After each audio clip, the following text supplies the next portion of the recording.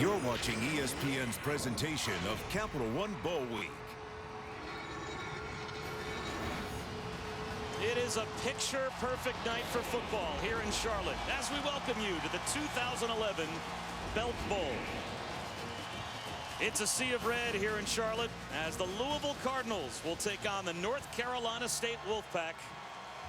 Hi again, everyone. Bob Wischusen alongside Brian Greasy. Thanks so much for spending part of your night with us. And shortly we'll joined by Shannon Spake down on the field as well. And Brian, when you think about these two teams, we've got two of the hotter college football teams in America coming into bowl season. Both finished red hot this They season. really are, and it's two defenses. That's the reason behind these resurgences. But tonight, which quarterback can handle pressure? That's who's going to win the game. Now, we've got two quarterbacks that have had a lot to do with why their teams had a resurgence towards the end of the regular season. And we will see Mike Lennon and Teddy Bridgewater in what might be a pretty good duel tonight. North Carolina State won the coin toss, deferred their option to the second half, so it'll be Louisville that starts with the football. And Nicholas Sadie is set to kick off. Jeremy Wright, Adrian Buchel is back deep to receive. It poured rain all morning into the early afternoon hours here in Charlotte, but about 2 o'clock this afternoon the sun came out, and it's a perfect night for a bowl game. And we're underway. Buchel from the 16 gets to the sideline and loses his footing at the 41-yard line. Terrific field position, though, after a 25-yard return for the Louisville Cardinals. It's 7-5 on the season, 5-2 in the Big East. And the reason that down the stretch they were able to win 5 of their last 6 games had a lot to do with number 5, Teddy Bridgewater. Yeah, as a true freshman, the thing that really strikes me about Teddy Bridgewater is he's so composed. For a 19-year-old kid, he's been through a lot this season. He's won on the road at West Virginia in a tantalizing fashion, won on the road at South Florida, and again, another challenge here against a great defense. Play action on first down. Bridgewater finds a little hole in the zone, but underthrows Eli Rogers. It'll be second down and 10. One challenge tonight for Teddy Bridgewater. He's going to be without his best wide receiver, Michael Lee Harris, who's also a freshman, injured his knee in bowl practice and will not play, unfortunately, in this game. So Eli Rogers, who was a target on that first pass, a teammate of Teddy Bridgewater in high school, will have to step up and fill that void from Harris. Rogers, a true freshman, as is Bridgewater. They're true freshmen all over the field for Louisville. This time it's the senior, though, Victor Anderson, and he's got a first down. A gain of 11 yards for Victor Anderson. Big key in this game is which team can establish a ground game early. With these kind of defenses that are pressure-style defenses, you've got to be able to run the ball to neutralize those blitzes. And in the last 6 games, Charlie Strong has been really happy with his running game. In each of those games, they've got over 100 yards on the ground. Now we've got a couple of quarterbacks in the backfield. Bridgewater with Dominique Brown behind him, and he flips it high to Brown. That might be a backwards pass. At least it was sideways, and they will rule it exactly that as Brown covers up the loose ball. That's a loss all the way back to the 42-yard line of about 9 yards on first down. You got to be careful when you throw swing passes. You got to be careful throwing that ball too quick, because if you throw it too quick, the back doesn't have time to get downhill, and it ends up being a backward pass. And right there, it was a very quick pass because there was pressure up the middle on Bridgewater. Tom O'Brien was the bowl master in his days at Boston College. Took them to 7 consecutive bowl games that they won before coming to NC State. Second down and 20, and a handoff to Brown. He's got a lane. There goes Dominique Brown. First down and then some. Inside the NC State 30-yard line. Finally pushed out at the 26. Dominique Brown has been the X factor in the second half of this season. He's only been a tailback for 10 games. You're going to see right here just a power OG. They're going to pull the guard. The center, Benavides, 55, gets a great block, and when he gets an alley, he's got speed to get to the edge. Dominique Brown is a big key in this game on the ground for Louisville.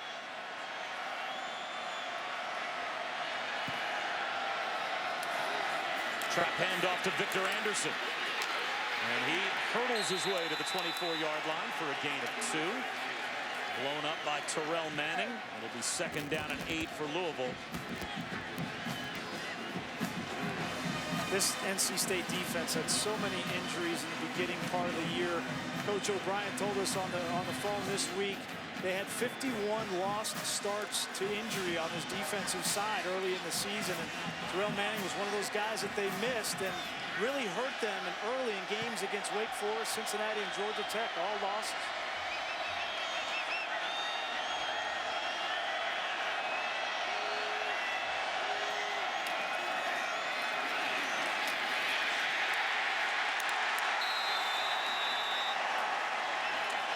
Beth, thanks so much as we welcome you to Charlotte. Louisville and NC State, as you can see, are underway.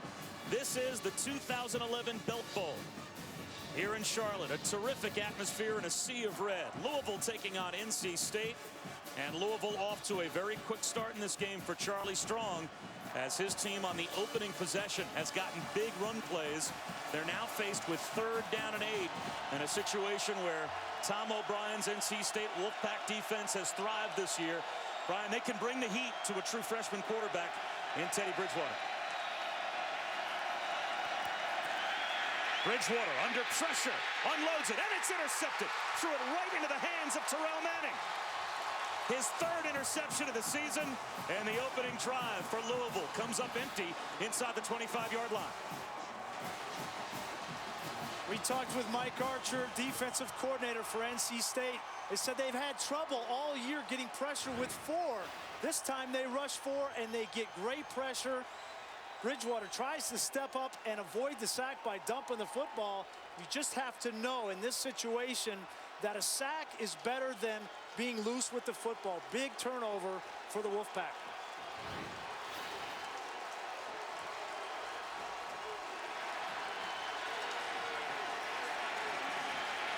10th interception of the season for Teddy Bridgewater.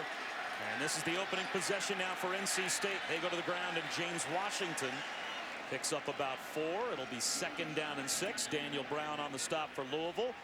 I guess we waited for the folks to join us from the Little Caesars Bowl to start with the fireworks. Bob Wischusen alongside Brian Greasy. Shannon Spake is down on the sidelines, and Tom O'Brien, who was the bowl master when he was at Boston College, and his NC State Wolfpack team, #1 in the country in interceptions. They're 25th of the year. Should have expected an interception to start the game, right? 2nd down and 7. Glennon comes underneath to his favorite target, TJ Graham. And he is brought down right at the 1st down marker by Preston Brown. And boy, did Mike Glennon come on at the end of the season. The last 2 games of the year, nearly 600 yards passing, 8 touchdowns against 1 interception. He was really impressive against a very good Clemson team, threw 3 touchdowns in a game they manhandled. And then the comeback at the end of the year against Maryland, 42 unanswered points. Really, this offense is just starting to hit its stride. And Mike Glennon, a very accomplished passer from the pocket. It was a 1st down. Here comes a 5-man rush. Glennon well protected, and he's got another 1st down. That time to Jay Smith. A gain of 11 into plus territory. You know where Mike Glennon's going to be. He's going to be in the pocket. He's got plenty of arm. That's his best asset, from the pocket, throwing the football down the field. He reads defenses well. If he is comfortable in the pocket, he can hurt you. The challenge for Louisville is to get him off his launching point, get pressure in his face, and see if he can handle the zone schemes, man-to-man, mix-up zones that Charlie Strong loves to employ on the defensive side. Not much there on 1st down. Roy Philon made the stop on the run by Washington. It will be 2nd down and 10. And Shannon Spake joins us. Well, guys, to prepare for this bowl game, Mike Glennon said he went back and watched almost every single game of the season, every single play. I asked him what he found, what he saw in those games, and he said he realized that overall the offense was so much smoother towards the end of the season. The last 2 games, he said they were playing the best football, and of course, looking good, coming out strong here early right now. Now, Shannon, that could really be said about both of these teams playing their best football at the end of the season. 2nd down and long. Glennon over the middle, dragging through the center of the field is Brian Underwood. He's brought down About 5 yards shy of a first down by Adrian Buechele. It will be third down and medium as we take a look at Greasy's game plan for the Wolfpack. Yeah, we've seen it a little bit already. Take some pressure off of Mike Glennon. He's had good protection. If he's comfortable, he'll hurt you. And then on defense, they've got to contain Teddy Bridgewater in the pocket. They want to bring pressure defensively. Bridgewater's got the athletic ability to hurt him. Third and a long 5. Glennon right at the first down marker. He's got another connection. This time it's George Bryan, his tight end. 31st reception on the season for Bryan, and it's good for a first down. Well, George Bryan knows how to catch footballs. He's got more catches than any tight end in NC State history. That's his 124. So he's a guy that Mike Glennon feels very comfortable with. And when you play against zone pressure teams, the tight end's got to be good at finding the hole in the zone. Washington moves the pile to about the 30-yard line. That's a gain of 4 yards on first down. It'll be second down and 6 for NC State. And we talked about it before. How about the finish to the season for the Wolfpack and the role that Glennon was on at the end of the regular season now coming into their bowl game? Well, he certainly was. And he was getting more and more comfortable. You have to remember it's his first year playing. You know, he didn't play a whole lot a year ago, obviously, because Russell Wilson was the guy. And there was a lot of pressure on Mike Glennon to replace him. I think he struggled early in the year, as the entire team did, but he's found his stride late. 8th play of the drive, and Glennon flushed out of the pocket. Down the sideline, making the catch was Mario Carter, but they will rule that he was out of bounds. And both of these teams had similar roads to this bowl game. They both started off slow. Not only NC State, but also Louisville, below 500 through the first month and a half of the season, but strong finishes. A combined 10 of their last 13 in the win column, and both in their season finales had 2 touchdown deficits, or for at least the case of NC State, much greater, and both came back to win. Third down and 6.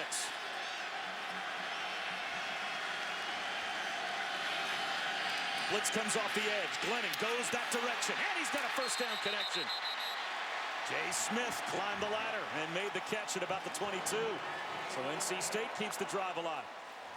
Well, Charlie Strong decided to bring pressure off the edge. We knew coming in that they were going to try this. It's going to come off the right side of your screen, and the safety's going to have to get over to cover. But Glennon does a nice job, doesn't panic, drops the ball off on target. Very dangerous throw there. If Calvin Pryor, the safety, would have got a little bit better break, that might have been 6 points the other way. But an accurate ball from Mike Glennon, that's a first down. Tony Creasy up the middle puts NC State in the red zone. This all started with the interception by Terrell Manning, 25th interception this season for NC State, #1 in the country. And this is an impact player if there ever was one. Certainly is, and he'll put his hand in the ground as well. Creasy up the middle again. Down to about the 13-yard line, very close to a first down. And a chance for us to take a look at our impact players, brought to you by Chick-fil-A. Yeah, we've seen T.J. Graham mostly on special teams do his damage, but he'll be their leading receiver tonight. Defensively for Louisville, Dexter Heyman, one of only 2 seniors for them. And he's going to have a tough job stopping this running game. There's a crease to the 10, down to the 5-yard line goes Creasy. First and goal for the Wolfpack. If NC State can get this running game going to mix up with Glennon's ability to throw the football, it'll be hard to stop. Great blocking, just a zone scheme inside. Michelle, the corner, has to come up and make the tackle, but Creasy has really come on late in the season. They'll try it again with Creasy. And he gets shut down at the 5-yard line. No gain on first and goal. William Savoy was on top of the pile for the Cardinals. See a lot of first down passes from Dana Bible, offensive coordinator for NC State. I think he's trying to loosen up this Louisville defense so that they can have some room to run the ball on 2nd and 3rd down situations. We've got an injured member of that front for NC State. It's Camden Wentz, the center. Honorable mention all ACC that's down. We'll check his status when we come back to Charlotte.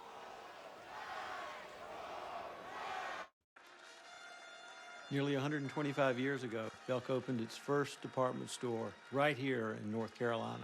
Today we have over 300 stores, and each one dedicated to modern Southern style. To us, Southern isn't just a place, it's a state of mind. It's a lifestyle, and college football is a large part of it. That's why we're so excited to sponsor the Belk Bowl. So let's get started. Good luck to both teams. From our family to yours, enjoy the game. You're watching ESPN's presentation of Capital One Bowl Week. Back in Charlotte, both teams wear red for the 2011 Belk Bowl. Here at Bank of America Stadium in the Queen City. Happy holidays from all of us to all of yours from ESPN. And Louisville and NC State still scoreless. Opening drive for NC State, the 14th play of this drive. 7 different players have touched the ball. 2nd and goal to 6. Lennon over the middle. He's got a connection, and he's got a touchdown. T.J. Graham, 6th receiving touchdown of the season. And NC State is on the board first.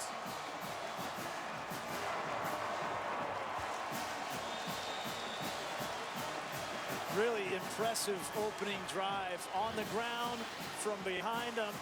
The last touchdown you're going to see running, guys. You'll see Graham come in from the left side, just running an underneath route. Lennon goes through his reads, and that is easy touchdown for T.J. Graham.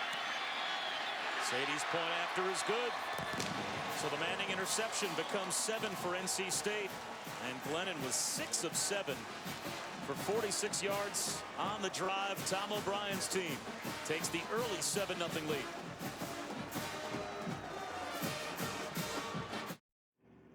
ESPN College Football, the Belk Bowl, is brought to you by Belk. Bring a little modern Southern style to your home today. Jaguar. See the new model year lineup at JaguarUSA.com.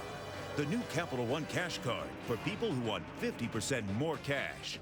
And Toshiba's Protege Ultrabook, leading innovation. Learn more at us.toshiba.com. One of the best experiences that the players have, literally, is at the Richard Petty driving experience at the Charlotte Motor Speedway during bowl week. And how much effort does it take to get a 312-pound offensive tackle into a NASCAR car? Oh. Apparently a lot of effort. That's Rob Crisp. Just a little bit more of a shot. Oh, there we go. Goodness. He has a sprained neck. It's a lot of fun once you get in the car. The 312-pound sophomore right tackle enjoyed his 3 laps. He worked pretty hard to get into that passenger seat. The doors don't open on those cars as Michelle brings back the kick out close to the 20-yard line. He's shut down at the 19. David Hyde made the stop on special teams for NC State as we take a look back with our Vonage Drive recap at a very impressive opening march for NC State as they took the Manning interception and turned it into a touchdown about 6 minutes later. 7 different players touched the ball, 7 passes, 7 runs. How's that for balance? And 4 first-down passes, I think, really opened up the running game inside the red zone, and a big conversion for NC State on the first drive. See how Teddy Bridgewater responds to the interception. Play action on first down. He'll go up top, and he's got a man in stride at the 50-yard line. It's Bellamy. Cuts it back. Josh Bellamy hit from behind, protects the ball all the way down inside the NC State 30-yard line. Caught from behind by Audie Cole. Hard play action affects the safeties. Watch both safeties right here. They're going to react up, and then the post route over the top. Easy pickings for Teddy Bridgewater, but play action, when you can run that football, it's really going to open up on the back end, and Josh Bellamy, the beneficiary. Gain of 53 yards on the hookup. So Bridgewater throws the pick, and they go right back up top. First play to start the drive. Back to the ground now, and Victor Anderson barely got back to the line of scrimmage. Earl Wolf came up to shut him down for a loss of a half a yard as we take a closer look at the true freshman. Well, and I love that play call coming back to Teddy Bridgewater. He's your guy. You're going to sink or swim with him. He's the future of this program. He makes an early mistake in this ball game, but you need his confidence level. Let him come back and open it up and throw it downfield and get right back into the rhythm of this football game. The first true freshman to start at quarterback for Louisville since 1976. And a drop. It'll be 3rd down and 11. Devontae Parker couldn't hold on. And the rest of our impact players brought to you by Chick-fil-A. Yeah, we saw Dominique Brown run the ball really well on the first drive. They're going to need him in the Wildcat formation as well. Josh Chichester is a matchup issue at 6'8" at the tight end position. And then David Amerson, we've talked about him, 11 interceptions. Just had a storybook season at the corner position for NC State. Here comes the blitz on 3rd and 11. Bridgewater, he'll go down. Swamped under at the 36-yard line by Marcus Kuhn. And that might knock Louisville out of field goal range. This will be about a 53-yard field goal if they try it. They're just going to bring pressure off the strong side again, but Kuhn just gets a good push. They tried to throw a double move on the outside, and this is more of a coverage sack than anything. Bridgewater wanted to get that ball down the field. Got to wonder, after throwing an interception on the last time he was in that situation, whether he just took the sack. 52-yard field goal attempt would match Chris Philpott's season high if he's able to knock it through. Play clock winding down. They'll have to hustle to get the snap off or call timeout. And apparently they got it off. And he's got it online. That'll equal his season high if it goes through, and it comes up short. Philpott can't hit from 52 yards out. That was a weird-looking play. They were scrambling to get that kick off, and I don't think he was ready for it and didn't get a lot on this ball. So the sack ends up costing Louisville the couple of yards they needed to score. 343 miles and a borderline home game for the NC State faithful. About a 2-hour drive from Raleigh to come down to Charlotte and watch their Wolfpack play. And you saw red all over this city over the past couple of days. Didn't matter where you looked. Louisville, NC State fans, they have supported this game tremendously. It's a great atmosphere here tonight. You had to look to see who the emblem was. You couldn't just tell the red jerseys who the fans were. A fumble and then a recovery by James Washington. Got back his own lost ball at the 30-yard line. Looked like Marcus Smith might have stripped it out. Marcus Smith got in a hurry there. Just had a little spike technique from the defensive end position. Came down and caught Washington off guard. But this game, in all likelihood, will come down to some turnovers. And we've already seen one from Teddy Bridgewater. And the NC State defense forced 37 turnovers now in the season. And Louisville's been good as well. They've had 18 takeaways this year. So at some point, we'll probably see a turnover in this game. Full start. Offense. There's a 5-yard penalty. 2nd down. Well, now it's 2nd down and a mile. 2nd down and close to 20. NC State this year as a rush team, much better at home than they were on the road. They averaged about 145 rush yards for home games, only about 56 yards a game on the road. And this probably to them feels like a home game. They're in their home state, but 2nd and 19 takes running off the board. Glennon over the middle, tipped ball, and it's dropped. An interception in the hands of Akeem Smith, and he couldn't hold on. Tomorrow, the next bowl up, the Military Bowl presented by Northrop Grumman. Toledo and Air Force had a chance to see one of the real all-around weapons in college football for Toledo. Yeah, it really is a triple threat in a lot of ways. He can throw it, kick returns, run it. This offense for Toledo was just been explosive. One of the better offenses in all of college football. And Matt Campbell now takes over, the offensive coordinator, now head coach. So I don't anticipate any let up from them. 3rd down and 19, about to become 3rd down and 24. Full start. Offense, number 78. 5-yard penalty. 3rd down. Going in the wrong direction here after such a great start in that opening drive. And Rob Crisp, young man that had trouble getting into the NASCAR, now he's having trouble getting out of his stance. They had to butter him up a little to get him inside that passenger seat. He's got a sprained neck. He's playing with that. And I'm sure he had a good time going around the track. Low snap scooped up by Glennon. And he'll go downtown trying to pick up a 1st down. Almost had it. T.J. Graham had a step. Let's go down to Shannon. Well, guys, so many momentum shifts so far in this game. Just moments ago, the Louisville players sitting here on the bench, they were down, listening to the wide receiver coach just try to calm them down, telling them you just have to catch the ball, just do your job. And all of a sudden, the energy comes to this side of the bench. The guys are on their feet, and they are ready to get back out there.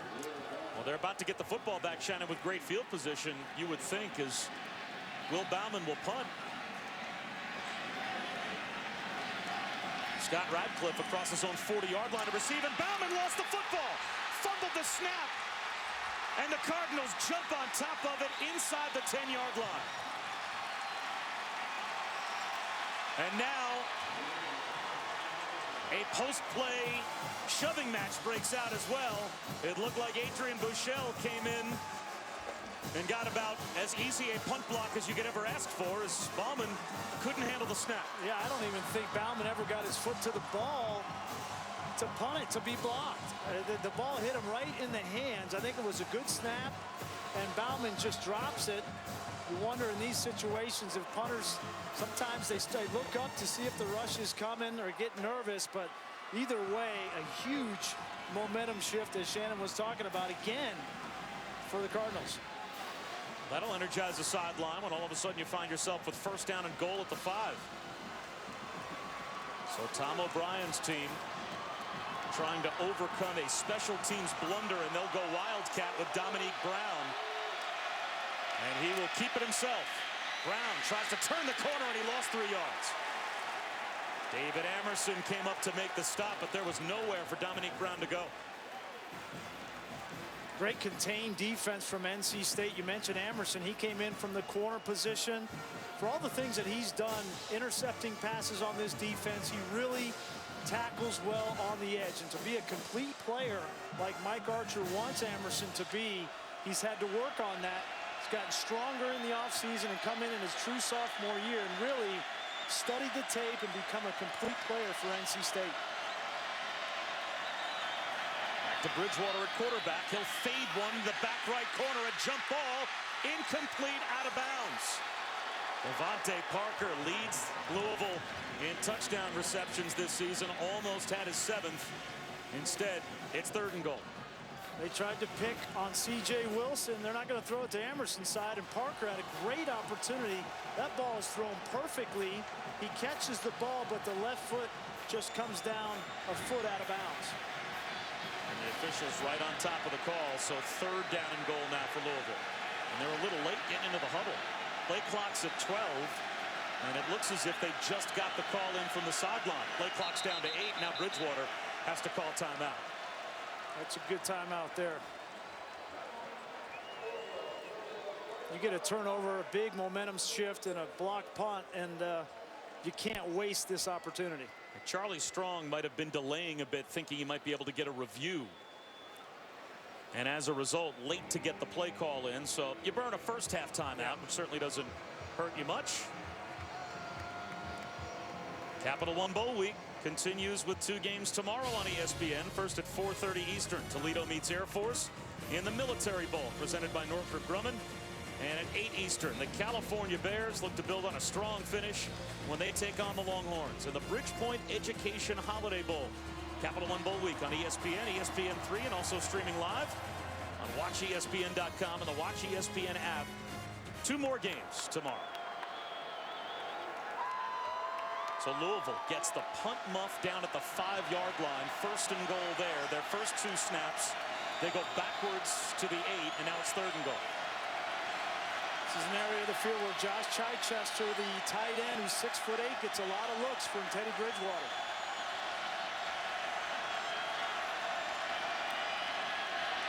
Bridgewater extending the play. He might run for it. Bridgewater at the pylon. Is he in? No signal from the officials. He is. Touchdown Louisville on the scramble by Bridgewater.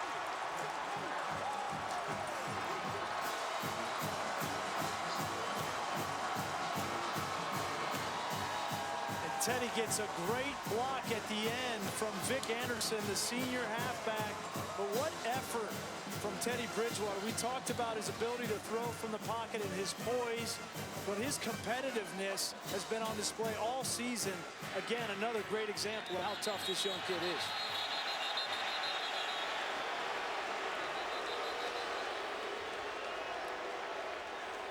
The ruling on the field was a touchdown.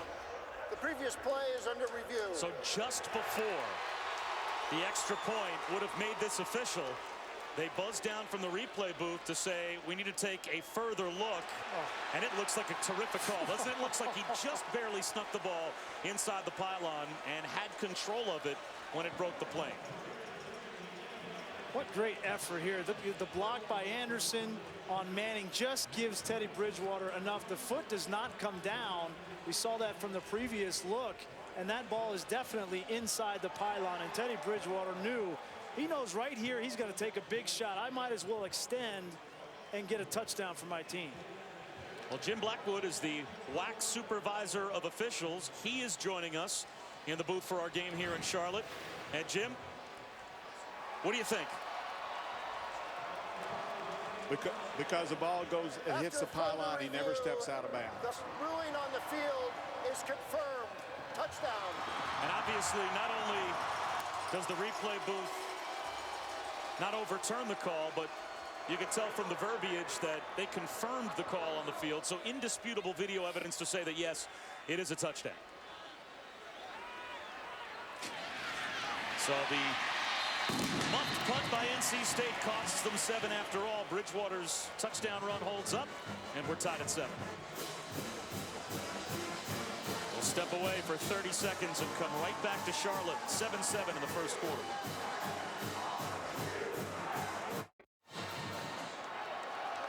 Teddy Bridgewater with the touchdown run, and we head down to Shannon Spake. Well, guys, Teddy Bridgewater, regardless of how he's performed, because of course he started off pretty slow and now of course got the touchdown. He has been so calm down here on the sidelines, sitting down, talking on the headsets, doing his job, and that's exactly what he's doing right now, just talking on the headsets. But calm under pressure. This is a rookie quarterback who's doing a great job. Well, he did just when he needed to, Shannon, on that last drive. T.J. Graham from the 5. All the way out to about the 27-yard line before he's brought down by Terrell Floyd. A 22-yard return. Does it surprise you, Brian, that a true freshman would be that composed? Well, I think there's something going on down there at Northwestern High School in Miami, because we remember Ja'Cory Harris came from that high school. He's a pretty poised, calm, cool, collected kid. And now we see Teddy Bridgewater early in his career showing a lot of poise and confidence. He is the undisputed leader of this Louisville team now going forward. And I think Charlie Strong has really hitched the wagon to his start. Teddy Bridgewater was supposed to be the heir apparent to Ja'Cory Harris. He was signed up to go to Miami, but then when Randy Shannon was let go, he switched to Louisville. And now Glennon off his back foot, wide open, coming across the middle is Jay Smith. And he is brought down near midfield. That had to be a blown coverage underneath by Louisville as no one followed Jay Smith across the field. Yeah, it's just man coverage. It wasn't blown. I think you're going to see Bushell, the corner right here. He's got him in man coverage, but he's too far off.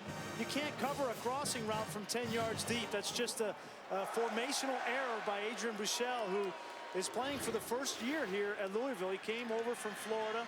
He's got all the talent in the world, Vance Bedford says, the defensive coordinator. He just has to continue to study the game and get better. Trap handoff to Washington. He picks up 3 yards in the plus territory. It'll be 2nd down and 7 at the Louisville 49. Brandon Dunn made the stop. When you have an attacking style of defense like Charlie Strong likes to run, a lot of blitzes, a lot of zone behind it. He'll mix in some man-to-man coverage behind it.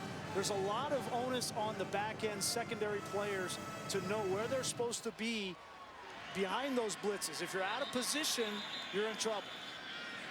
That will take us to the end of the first quarter. A great start to the Belk Bowl. Louisville and NC State here in Charlotte, tied at 7. Today is the day, is the day that I have always dreamed of.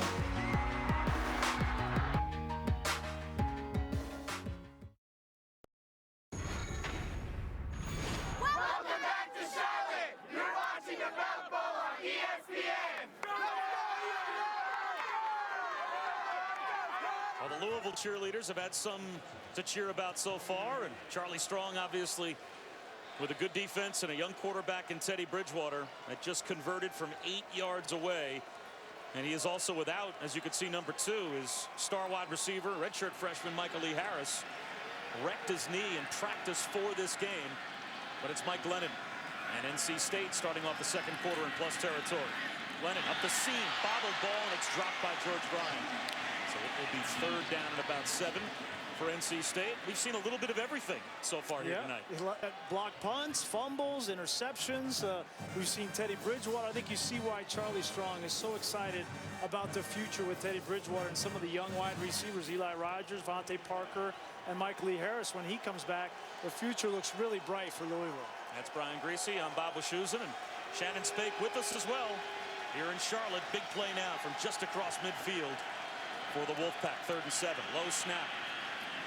Glennon under pressure, and eventually he goes down. That's a coverage sack. Nowhere to go downfield with the football. Marcus Smith and Dexter Heyman sandwiched Glennon, and NC State will have to punt. You said it, coverage downfield, nowhere to go with this football. And if you give this front 7 that much time, they are going to get to Mike Glennon. They know he's going to be in the pocket, not the most mobile guy. So they know 6 seconds. Really, that's what we have to get to Mike Glennon, because he's not going to extend a lot of plays. Another low snap, and just getting it away is Bauman. It hops down inside the 15-yard line, and Scott Radcliffe slips. Bauman couldn't do much better than change field position as he fumbled the first snap of his last punt that had NC State then back down to their own 5-yard line. As we take a look at our recap to this point, and there have been plenty of mistakes that have resulted in points. Yeah, Teddy Bridgewater makes a mistake under pressure in that situation. You just got to take the sack, and NC State capitalizes on a 14-play drive. It was very impressive. But then Bauman, you said, the fumble gives Louisville the ball on the 5-yard line, and then Teddy Bridgewater shows energy and effort here, and indisputable video evidence that Teddy Bridgewater is one tough cookie. Cut back by Brown.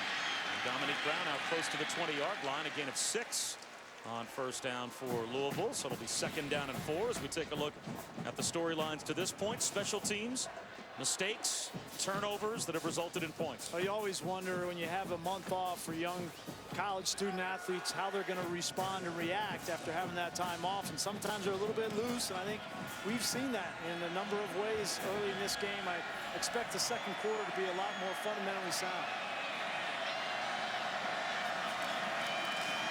2nd and 4. Bridgewater finds Brown in the flat. He breaks a tackle. And it looks as if he's got a first down. Spun out right at the marker. Ryan Cheek made the stop. Dominique Brown thought that Cheek got a handful of face mask, but no flag comes out. And it is going to be a first down for Louisville. Dominique Brown has just been so valuable to this offense after making the move from quarterback to running back, both on the ground, but he's also caught over 10 balls out of the backfield as a wide receiver as well. So become a versatile player.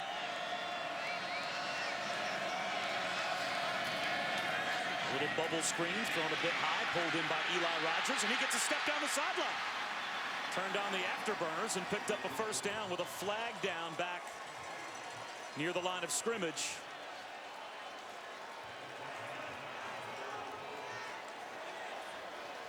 Scott Radcliffe, the wide receiver, was out on the edge trying to get a block, and the flag was thrown in the area where he was making that block. Holding offense number 89.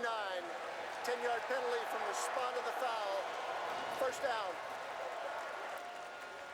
As it's a spot foul, it only cost them about 5 to 6 yards. You're going to see Radcliffe in motion here. He's just going to come out and try to get a block, and he goes down, he slips and falls, and he may get an arm around the leg of one of the defenders as he goes down. He's blocking David Amerson.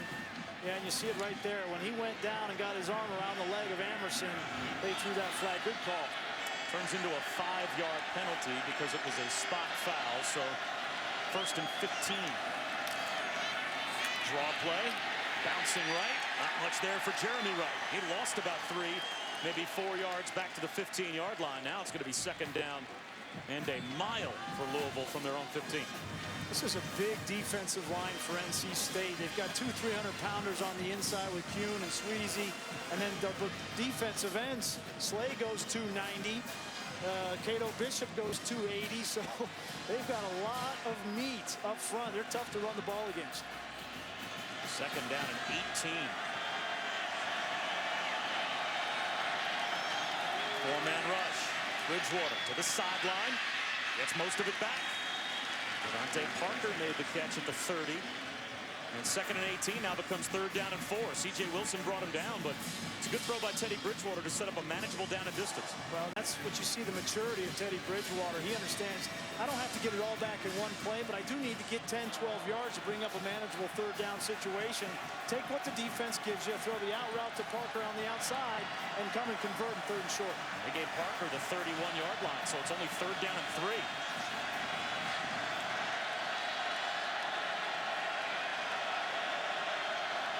Empty backfield. Design rollout for Bridgewater. They get him on the edge. He's going to try and run for it again. A little cutback by Bridgewater. Right at the first down marker. He lost the football. Well, they rule him down by contact. And now they rule, if he's not down by contact, a recovery of the ball by Louisville. And that should be good for a first down as well. Terrell Manning knifed inside and may have knocked the ball out of Bridgewater's hands. Yeah, that'll be close. Try to get Bridgewater outside the pocket with a run pass option, and I'm not so sure he didn't fumble that football. You can see a great move right there on Manning. That is a world-class cut right there from Teddy Bridgewater, and that ball comes out. Great play by Audie Cole, 42, the linebacker, to get a hand and punch that football out. And Bridgewater shaken up as well. The ball was recovered by Louisville. Question is, where was that football recovered? Chichester, the big tight end, recovered that ball. Heads up play to jump on that football. With where they marked the recovery, it was good enough for a first down. But the bigger issue now for Louisville is their quarterback shaken up on that play. And as the training staff comes out to look at him, he's going to have to come off the field for at least one play. Will Stein warming up.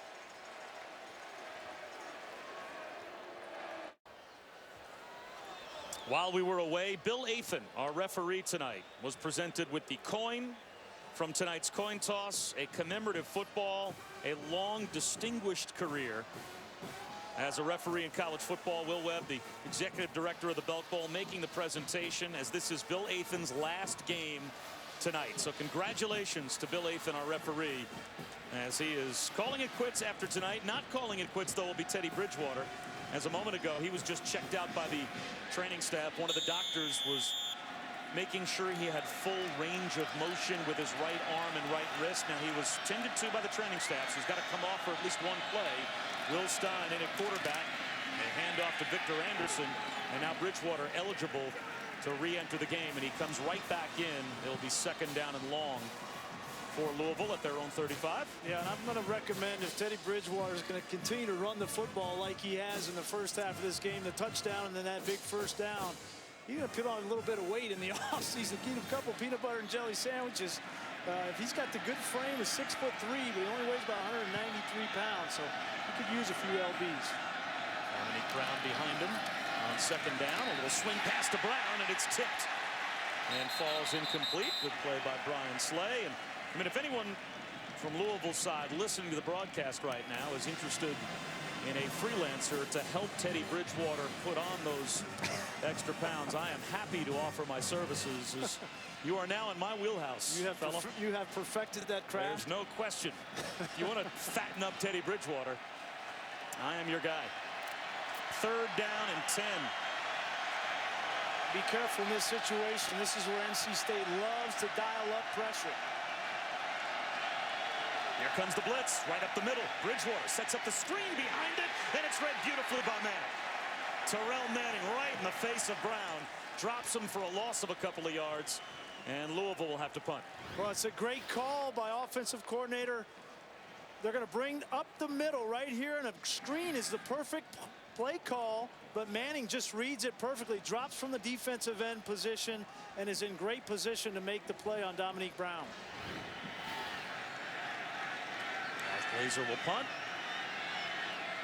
TJ Graham back to receive, and he just gets it off. Gets run into. Graham calls for a fair catch back at the NC State 25-yard line. 41-yard punt, no return. We are tied at 7. It's the Belk Bowl here in Charlotte.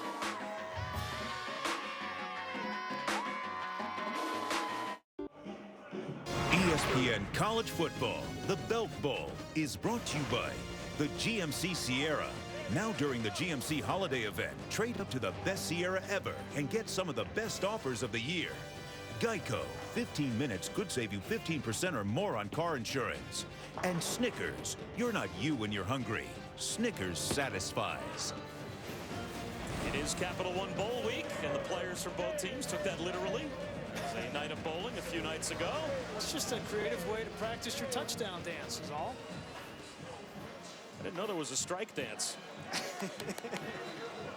The Belk Bowl tied at 7 early in the second quarter. And a far more eventful game than the scoreboard might lead you to believe. We've had a little bit of everything through the first quarter plus here in Charlotte. And now Mike Glennon takes over at his own 25-yard line. Well, the way these two teams finished the season, I expected an exciting game with a lot of twists and turns. These two teams have done it in exciting fashion to end the year. Play action for Glennon. Rolling out, buying some time, and unloading down the sideline underthrown. And intercepted. The 10th interception of the season for Louisville defensively. And Calvin Pryor picks off his second. Taking the ball away on defense, not Louisville's specialty, but that one was easy for Charlie Strong's group. Well, not very often do you see Mike Glennon not throw the ball far enough or accurate enough. That's his strong suit, but right now this time it's a double move on the outside. Tobias Palmer, great job, great patience. He's 5 yards down the field, and if this ball is thrown on time and far enough out, it may be a touchdown. But Calvin Pryor, who has really grown as a true freshman in this defense. We were talking with Vance Bedford, the defensive coordinator this week, and he said Pryor has really been the key because backside, he's been in the right spot at the right time and allowed them to bring pressure up front. Louisville trying to go up top with Bridgewater. Instead, he checks down underneath, and Victor Anderson is wide open. Inside the NC State 40-yard line before he's finally brought down by Brandon Bishop after a gain of 26. It's just great pocket presence from Teddy Bridgewater. He wanted to throw the ball down the field on a crossing route. He got pressure. You're going to see in the pocket, he'll get pressure and just finds his check down, and it's an easy gain for Vic Anderson. Right there, you got to make a decision. Where am I going to go with the football? Find your check down, know where everybody is on the field. Big play. They get Bridgewater out on the edge again. And it works again. Bobble ball. Well, they call that a catch and a fumble by Eli Rogers. And it looks like they will. And Rogers jumped back on top of a ball that he simply dropped unmolested as we check in with John Saunders. Thanks, Bob. With the Sports Center right now, Mike Tomlin, head coach of the Pittsburgh Steelers, says Ben Roethlisberger has a chance of playing against Cleveland this weekend. Of course, Ben didn't play last week. They won that game, but he has a chance this week. Rick Pitino, head coach of Louisville, will not coach beyond his current contract. Of course, that contract doesn't end for another 4 or 5 years. All right, John, thanks very much. Dominique Brown for Louisville's football team. Right up the middle for a gain of 10 and a first down inside the 25. Coming into this season, Louisville didn't have a real pounded kind of back, a guy that could punish defenses. They had Vic Anderson, who's a great speed, change of pace back, but when they had Dominic Brown move to the running back position, really helped this offense and Teddy Bridgewater. Brown again. Cuts it back, spins inside the 20. A hard 5-yard run. Audie Cole, the leading tackler. An honorable mention All-ACC linebacker for NC State made the stop. It'll be second down, though, and about 5+ at the 18-yard line. And the thing that excites Sean Watson, the offensive coordinator, and Charlie Strong is Dominic Brown is still learning the halfback position, how to hit holes, how to read defenses, how to read blocks. Continues to get better each and every week. And with a month or a little bit less than a month of practice in the bowl practice, you can see he's gotten better in this game. NC State shows pressure off the edge. And right through that left side is where Victor Anderson goes. Cut inside the blitzer and gets to the 15-yard line where it'll be 3rd down and about 2.5. So a big play coming up in the red zone for Louisville. And there's Rose Murphy, Teddy Bridgewater's mom, who lived through her son. Miami Northwestern was going to go to Miami and stay at home, then ends up going to Louisville after Randy Shannon was let go by the Hurricanes. Wildcat formation. Dominique Brown set to take the direct snap on 3rd down and a short 3. And he will go nowhere. It'll be 4th down and about 2.5 at the 15-yard line. That was just great surge by the interior of the defensive line for NC State.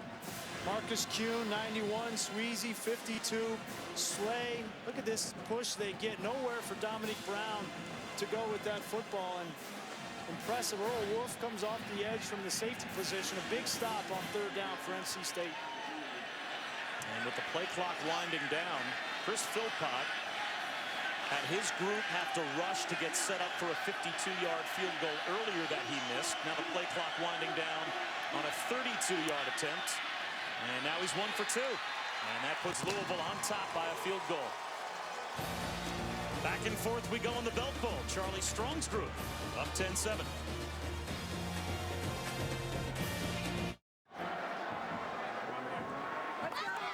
Welcome back to the Belk Bowl here in Charlotte. Bob Wischusen alongside Brian Greasy. And a reminder, if you're a Louisville basketball fan, your team is in action tomorrow night on ESPN2 against Georgetown. The Big East and all college basketball conference seasons getting underway. And Cardinals are a tough team to beat at the Yum Center.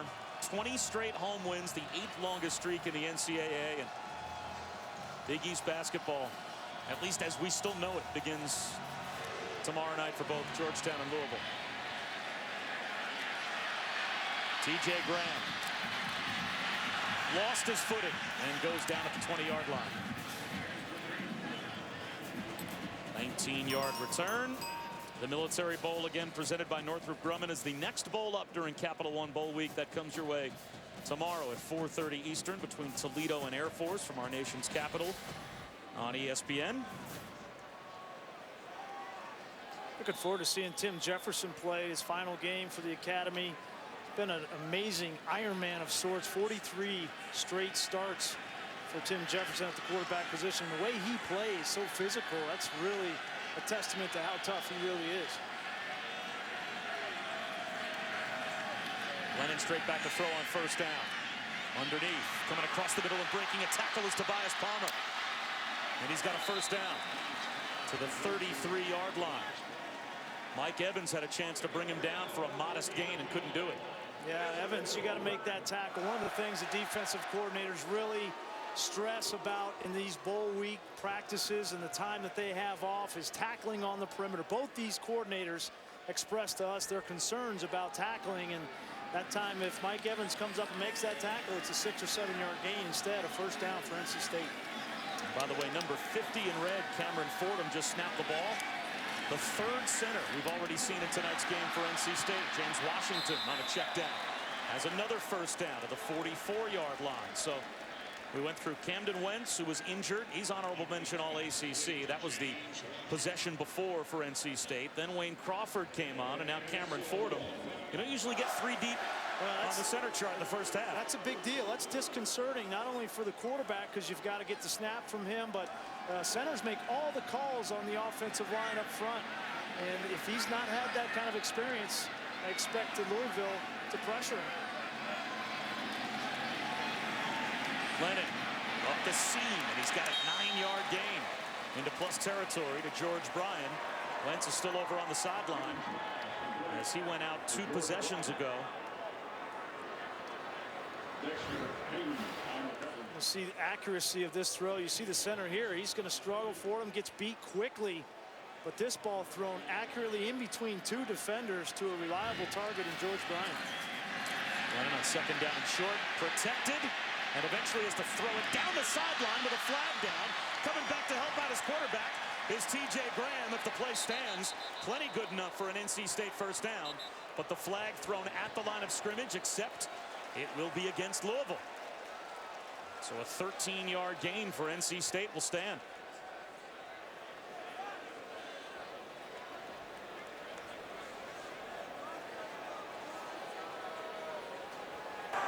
Holding defense, number 99. That penalty is declined. The result of the play, first down. For all the wonderful things that T.J. Graham has done for NC State on the special teams return units, being the all-time leader in kickoff return yardage in the ACC. He's also an outstanding wide receiver and does the little things like get open when your quarterback is in trouble, coming back down the sideline and give him an opportunity to make a throw.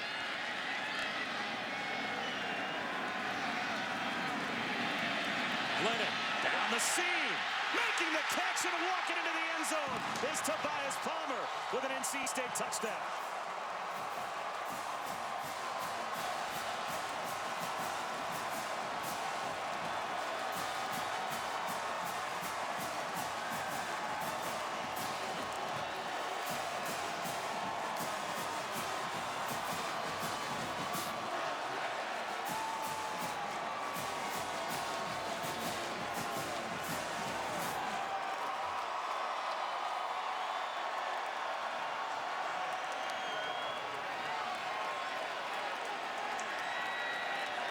Five-play touchdown drive for NC State, all through the air. 5 for 5 on the drive was Mike Glennon, and it's 14-10 Wolfpack. Mike Evans missed the tackle early in the drive that allowed NC State to get a first down, and on the touchdown, he falls down right there. Tobias Palmer wide open for the touchdown, and a great adjustment for the touchdown.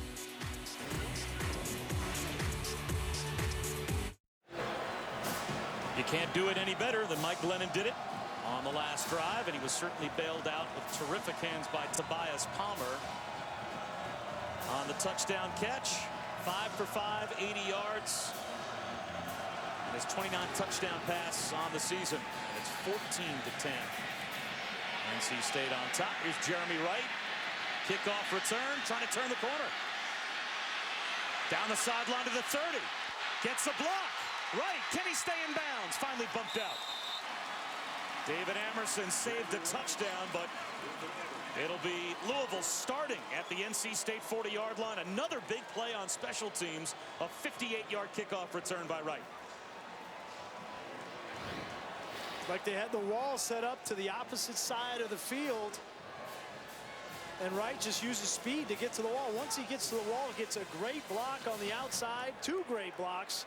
And Amerson, the all-do-everything corner, is the one that saves the touchdown. That was Terrell Floyd, number 19, that got the great block on the outside. So Teddy Bridgewater with the bunch formation. Chichester, the front man in that group. And Bridgewater, play action, didn't fool anyone. Keeps the play alive. And a low throw intended for Chichester. It's incomplete, but boy, did Bridgewater do well to not lose 10 yards on a sack as we check in with John Saunders. Well, coming up on the H&R Block Halftime Report, I'll be joined by Mark May and Lou Holtz as we talk about the Boilermakers and the Broncos. RG3 going to show us act to Washington, and I don't mean the president. That more, including Clemson, an injury report that is a very, very dangerous one. That coming up on the H&R Block Halftime Report.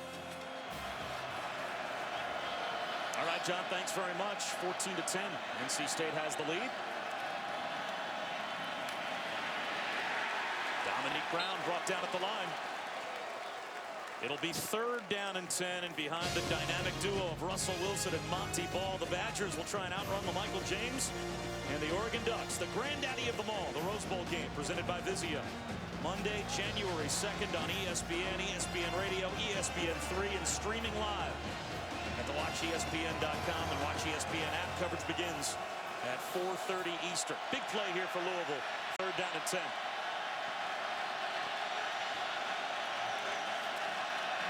Blitz. Bridgewater underneath. And about a yard shy of a first down is Eli Rogers. So now a decision for Charlie Strong. Do you go for it on 4th down and about a yard and a half? Plenty of time for NC State if they get the ball back and get a stop on downs here to score before halftime. Certainly is, but I think for Charlie Strong, I think he's confident in number 10, Dominique Brown, in these situations. Late in the game against South Florida, they had a 4th and 1 to ice the game against the Bulls, and they gave it to number 10. He was caught in the backfield, made one guy miss, and got the first down, and I think Charlie Strong remembers that. This is 4th down and a long one, though, close to 2. Hand off to Brown. Trying to fight his way to the marker, and he didn't get there. Audie Cole stands him up, and NC State gets the turnover on downs.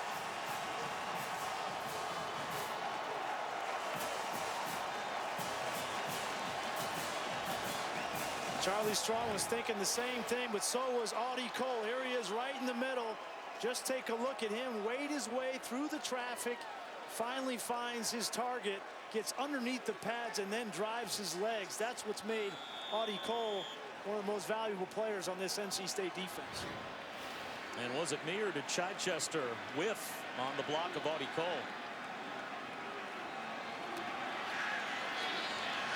Chichester's not known as a blocker. He's more of a receiver, actually a converted wide receiver, but at 6'8", very hard for him to get leverage.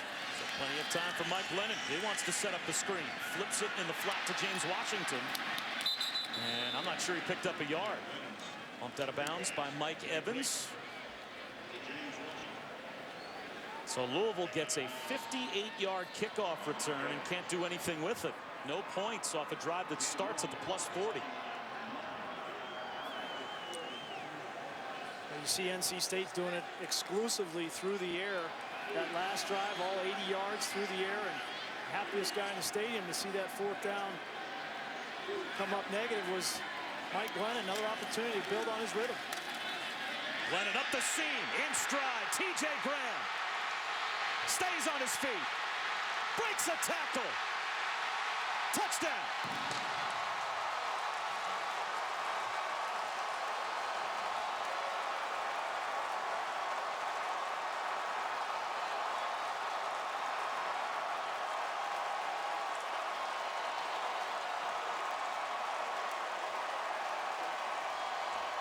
You give a hot quarterback another opportunity right before halftime after he went 5 for 5 on the previous drive in a touchdown pass, and he just continues to make you pay with the speedster Graham. So Audie Cole got the stop on 4th down, and a couple of plays later, Glennon to Graham makes it stand up, and it's 21-10. NC State on top. TJ Graham was a track star in high school, and this time he's running through tackles and nobody could catch him. That's just a seam route up, 3 deep zone, and a rifle from Mike Glennon, and you get the kick return specialist in the open field, and it's very difficult to bring him down.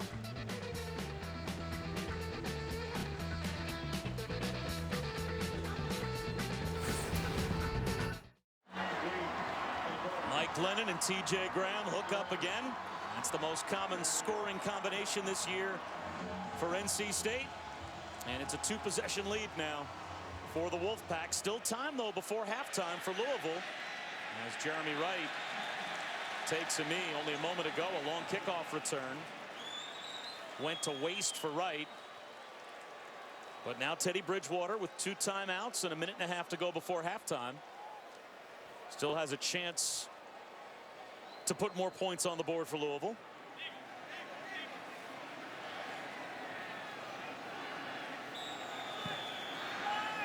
Well, you got to get some positive momentum here before halftime if you're Louisville. You got plenty of time on the clock. You don't need to force anything. Last thing you want to do is turn the football over, but it's important that you answer that last 2 NC State touchdown drives.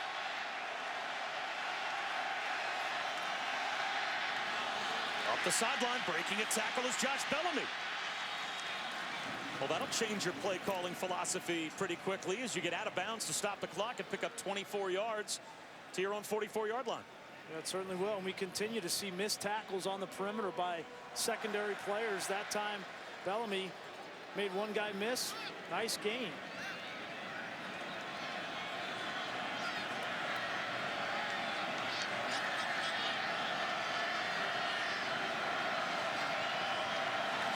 NC State brings a 5-man rush. Bridgewater up the middle, incomplete. That was tipped away, intended for Eli Rogers. Dante Johnson sunk back in the middle of the field and was able to knock it down. That was great coverage by Dante Johnson. He's the nickel back. He's a backup safety, and he had Eli Rogers man-to-man all over the middle of the field. That's very tough duty for a safety to cover a guy like Rogers. He's very shifty, but played it well, undercut it, and knocked the football away.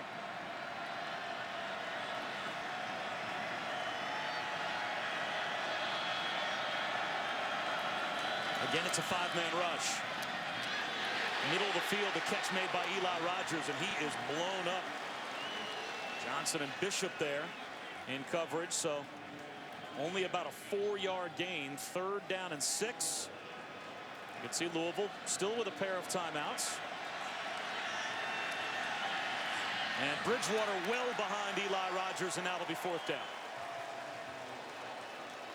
The area of the quarterback game where you see young quarterbacks struggle the most is a 2-minute drill, because you got to have a plan before you come up to the line of scrimmage. As soon as that play is over, you got to have a plan for the next play, and it's hard to learn. That just takes experience. It takes time. You got to call your own plays in a lot of situations and know while you're running those plays what the clock, timeout situation, a lot on your plate.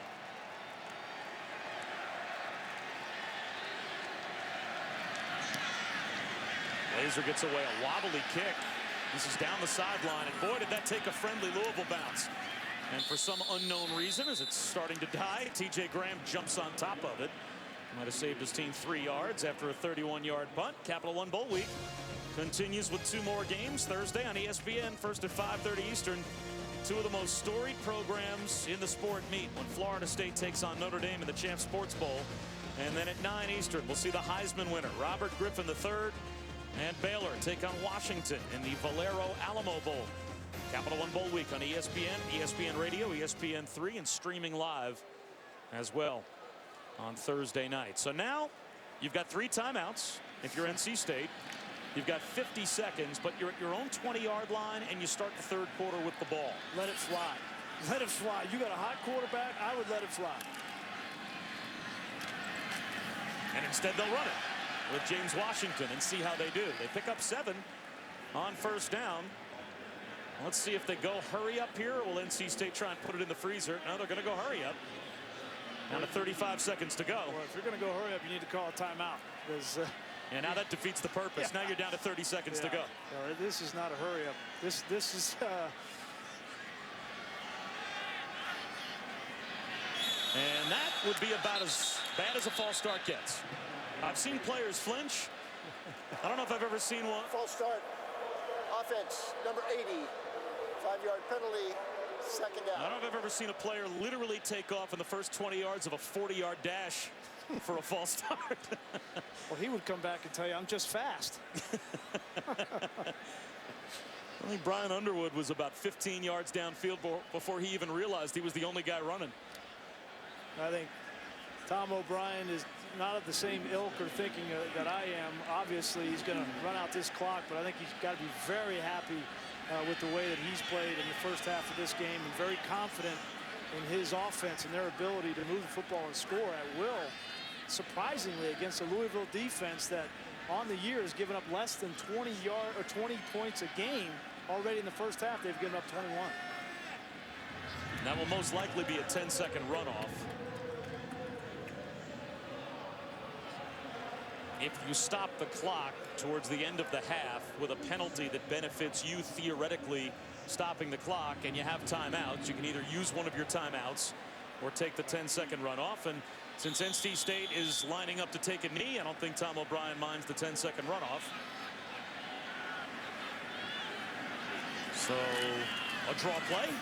Apparently taking a knee, not in the cards for the Wolfpack, as James Washington picks up a 1st down, but that will bring us to halftime here at the Belk Bowl. And NC State, who deferred the kickoff at the start, won the coin toss, deferred their option to the 2nd half. So not only So they have an 11-point lead, but they will start the third quarter with the ball as we go down to Shannon.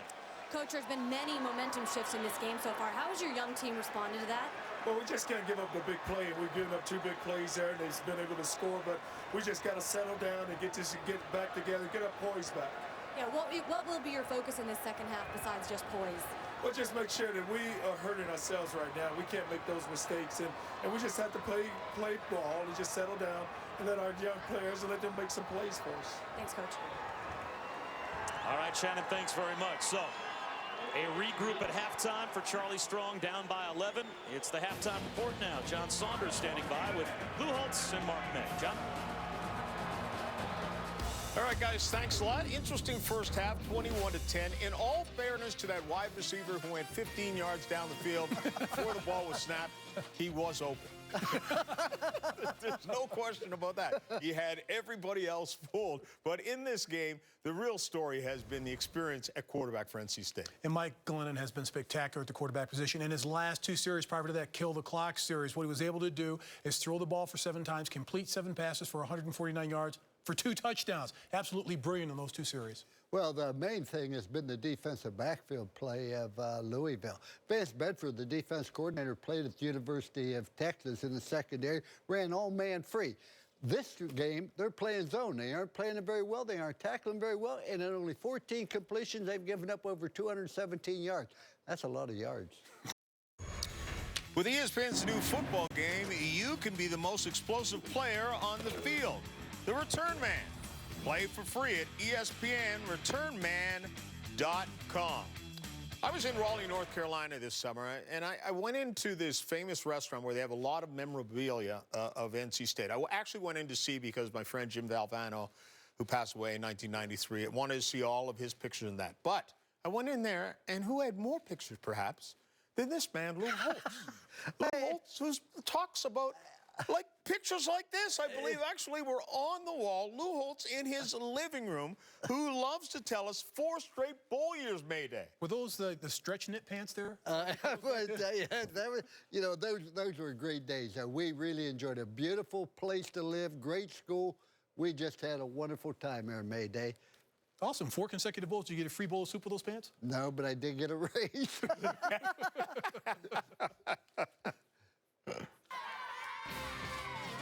This halftime report is presented by H&R Block.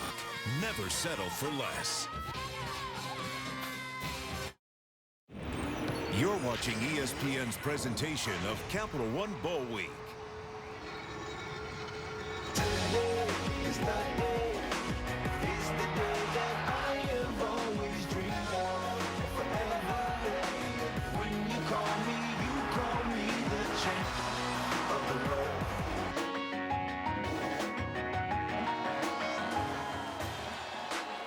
Welcome back to Charlotte. It's the 2011 Belk Bowl. As we're set for the start of the second half, NC State will have the football and an 11-point lead to begin the third quarter. Bob Wischusen, Brian Greasy, and Shannon Spake with you here in Charlotte. And Mike Glennon, 3 touchdown passes in the first half and about to get the football back again. So a crucial sequence, you would think, for the Louisville defense to start the second half trying to stay in the game. Here's T.J. Graham. He brings it back to about the 23-yard line. And Brian, we saw really every conceivable type of momentum swing in the first half. Big plays on special teams, turnovers that resulted in points, and Mike Glennon with 3 touchdown passes. Well, Mike Glennon's been the difference in this ball game. There's been no pressure to speak of on him. He's been able to stand in the pocket, deliver. He's been accurate. And Louisville defensively has got to find a way to get some kind of pressure on him, whether it's bringing an extra defender on third down situations. They've got to get in his face and disrupt his rhythm.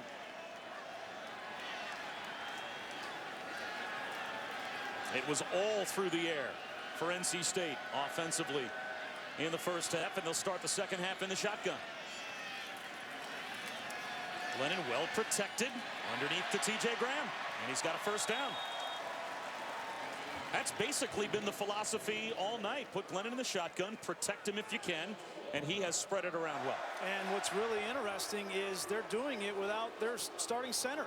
They continue to be banged up front, playing a new center in Fordham, and he's done a great job of not only snapping the ball but also in protection. And That time Louisville brought a blitz off the edge, picked up well, and Mike Glennon is just seeing defenses and seeing the field really well and delivering the ball accurately in this game. 8 straight completions for Glennon going back to the first half. This will be a false start, it looks like, against NC State. False start.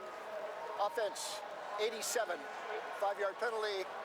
First down. If you're Louisville defensively and you are bringing 5, at times 6, and you can't get to the quarterback, do you have to abandon that and drop back and try and play maybe 8 guys in coverage and just give him no windows, and hopefully sooner or later NC State makes a mistake or just sputters offensively? Well, Vance Bedford knows that every protection scheme has a weakness, and he's got to find that weakness. And they've been very good at doing that throughout the course of this season, and they'll chip away and find it in this game as well. On 1st and 15, they trap a handoff to Washington, brought down by Hakeem Smith. And let's go down to Shannon. Well, NC State head coach Tom O'Brien told me the mood in the locker room during halftime was intense. He told me despite the lead, he knows this Louisville team is very good, and if his players don't come out and play their best, they will give the Cardinals a chance to win this game. He said they have to do the basics, hold on to the ball on offense, and make first downs. Bob? All right, Shannon. And by the way, our compliments, as Shannon, obviously, after our meeting earlier today, hit Belk on the way home and came up with that hat. Well done as Glennon, under some pressure, is able to find a man underneath. It's TJ Graham, and he's about 6 yards shot the first down, so it will be 3rd down and long. But Shannon Spake, she represents the Belk Bowl well, right? She supports the sponsor, and she found that lid at a Belk here in Charlotte clear today. She's just happy it's not raining. The rain stopped earlier. There it is. A walking advertisement for our sponsor. 3rd down and 7. Flags down. It'll be 3rd and 12. False start. Offense, 79. 5-yard penalty. Still 3rd down.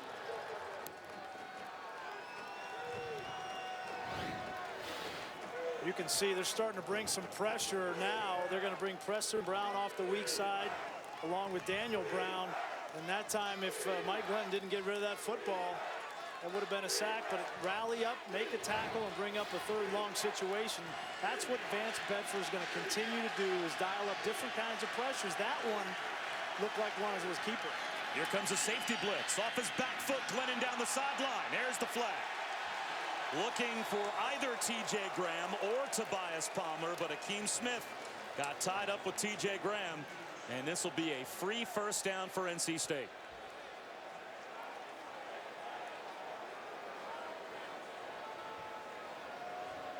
They had the perfect defense called there. They brought the pressure and got to the quarterback. Pass interference. Defense number 29.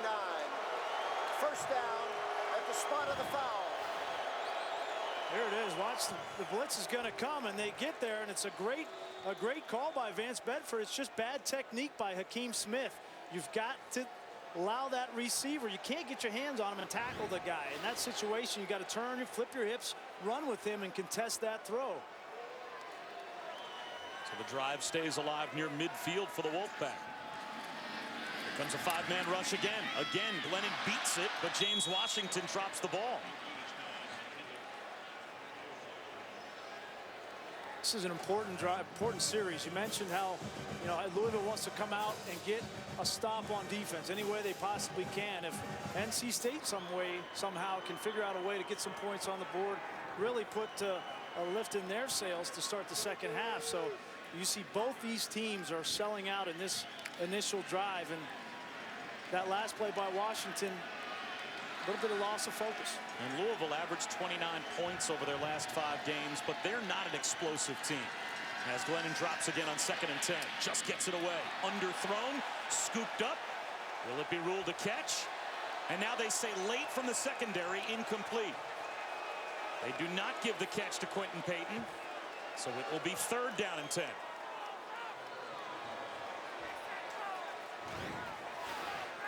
Back and take a look. That ball was thrown low because there was intense pressure, and yeah, it certainly did hit the ground, but that was an inaccurate throw because of the pressure that Mike Glennon felt in the pocket, got sandwiched by both defensive ends coming off the edge.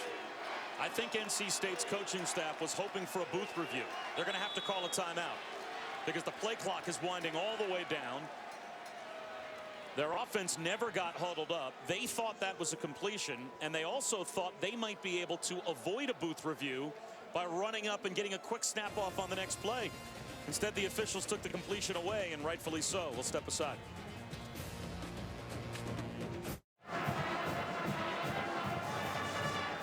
After the NC State timeout here at the Belk Bowl, big 3rd down and 10 upcoming for the Wolfpack. 3 minutes gone by in the 3rd quarter.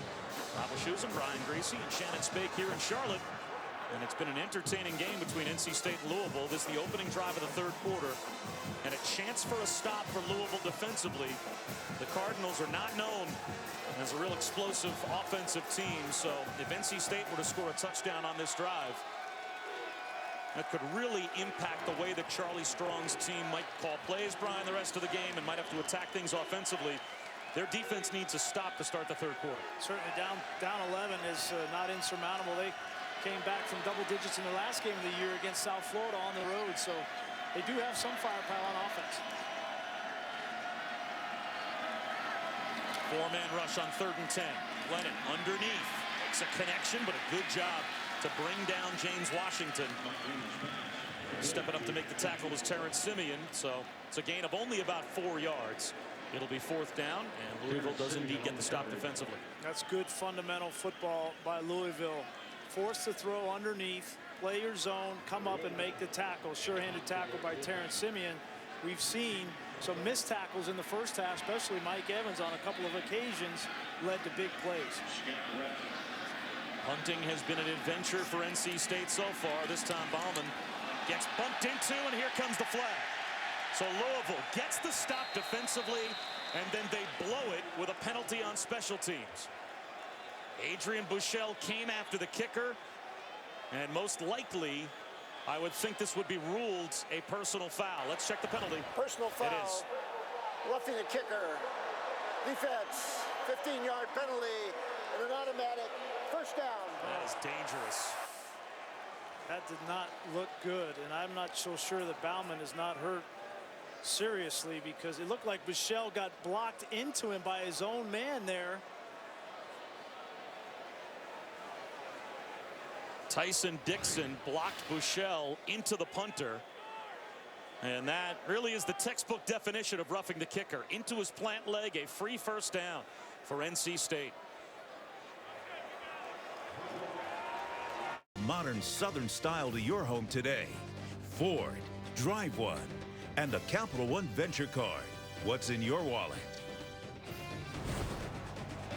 Downtown Charlotte, not only decked out for the holidays, but decked out for the Belk Bowl as well. NC State and Louisville. And Will Bauman on the sidelines being looked at by the training staff was able to walk off easily under his own power, which was actually pretty shocking considering the fact that he was hit on his plant leg by Buechele. And he's had an eventful evening. Tough night, but it's never a good sign when your punter has an eventful evening. Muffed a snap. Couple of muffs. Turned into a turnover at the 5-yard line. Took a low snap and just barely got away a kick that could have easily been blocked. And now a personal foul against Louisville keeps the drive alive. This basically acts as a turnover.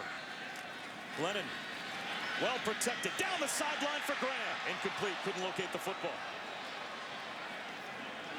Good coverage on the back end by Buechele, and I think Mike Glennon understands, and Dana Bible, the offensive coordinator, understand that they're going to bring some pressure. We're going to have opportunities down the field to make some big plays. Another slant and go by Graham on the outside, just couldn't locate the football, but they're going to bring pressure.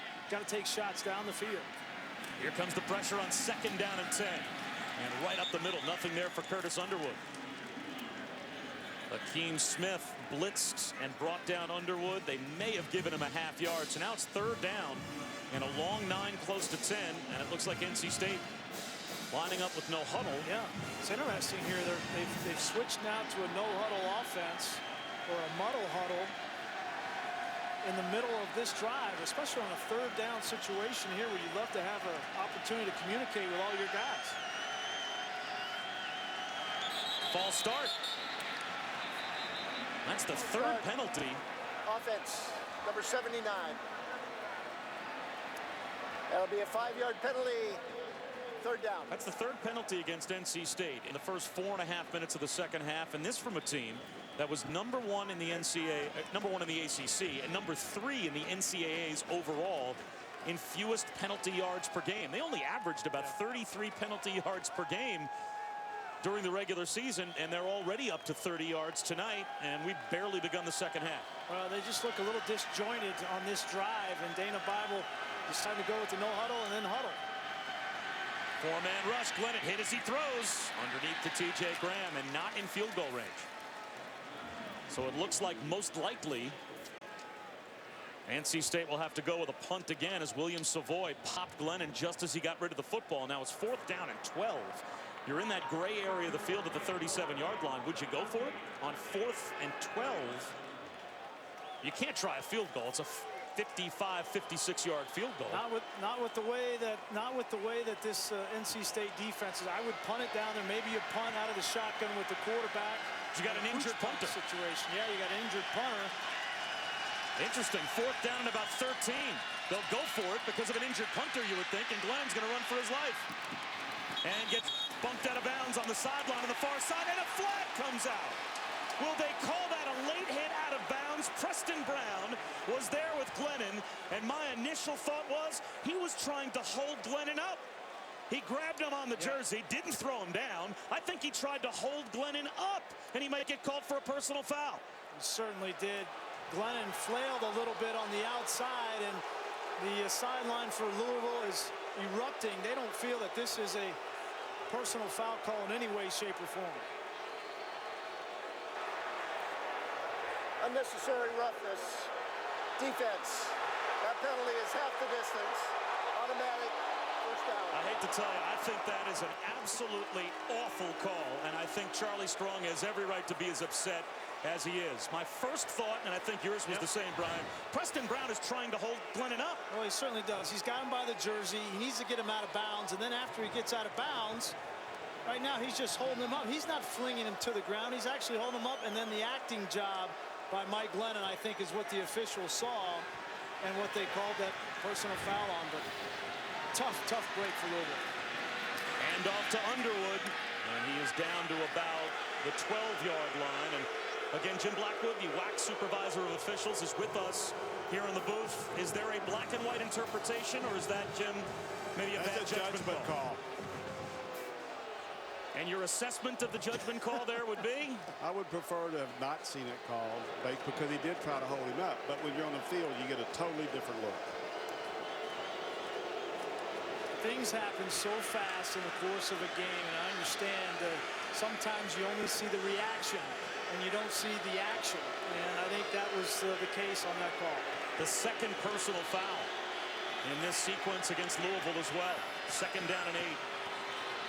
Flags down at the snap. Glennon to the end zone. And it's behind his receiver and incomplete. Calvin Pryor jarred the ball away from Jay Smith, although it was thrown a bit behind him. So it looks as if this might be a penalty as well for a shift against NC State. Illegal shift. Offense. 2 players were moving prior to being set. Got 5 yards. 2nd down.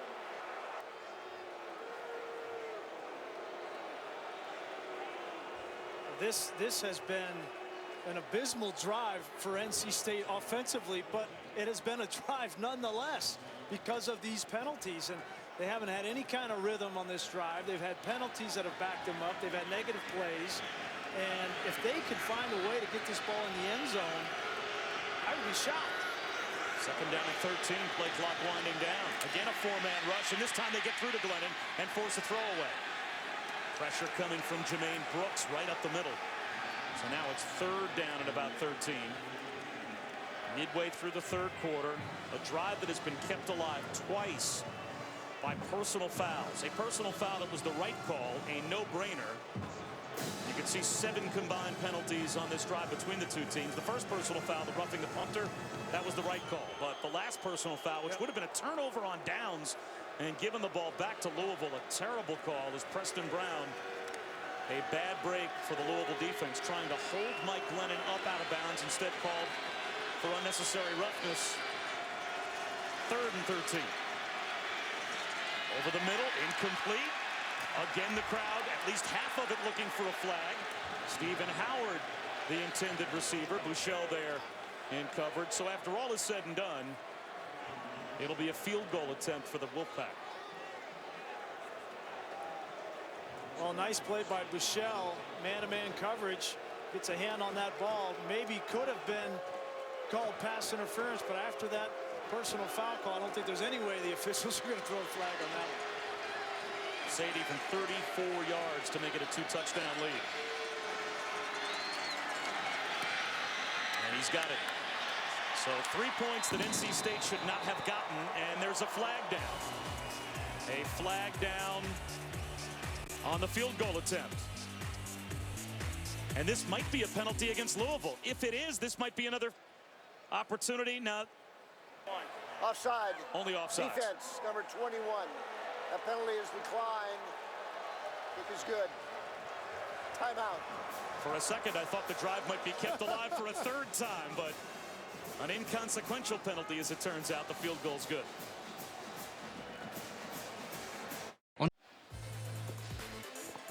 On Christmas Eve, what is really a tradition of bowls around the country, honored here in Charlotte as well. Both teams visited the Levine Children's Hospital to try and spread some holiday cheer and cheer up the worst patients you could possibly be around at the holidays. Obviously, the last thing you want to see is a child in the hospital at this time of year, and the teams do a great job of trying to raise their spirits. That's my favorite part of the bowl season, period.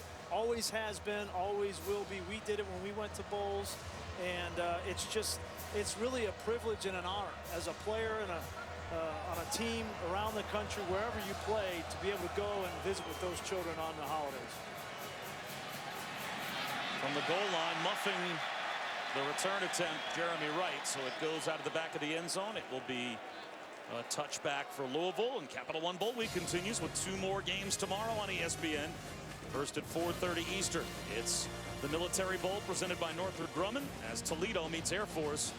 And then at 8 Eastern, Cal will take on Texas in the Bridgepoint Education Holiday Bowl. Capital One Bowl Week on ESPN, ESPN3, and also streaming live. WatchESPN.com and the Watch ESPN app coming up Wednesday. So down by 2 touchdowns. 7 minutes gone by in the 3rd quarter. The first time Louisville gets the ball in the 2nd half. They go to the ground. A lane for Victor Anderson. Anderson with a stiff arm. And he picks up 15 yards and a Louisville first down. If you're Louisville offensively, you just need to continue to run your offense. There's no need to panic. Charlie Strong understands he has a young team, but they've been in this situation before. They understand that if they execute on defense and stop Mike Glennon, and they start to get some rhythm and momentum on offense, they'll be right back in this football game.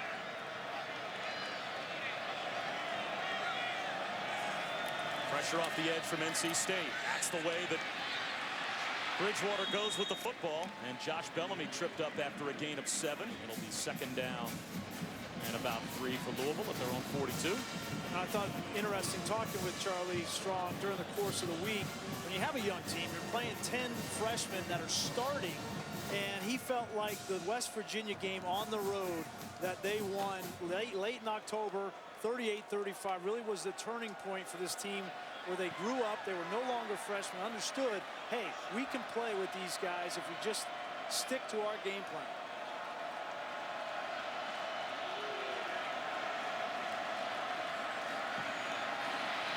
Up the seam, underthrown and intercepted, picked up by David Emerson. He's to midfield. The leading interceptor in the country's got another one, and he's still on his feet inside the 20. Emerson with a cutback all the way down to the goal line. Does he hold on to the football? Yes! Touchdown!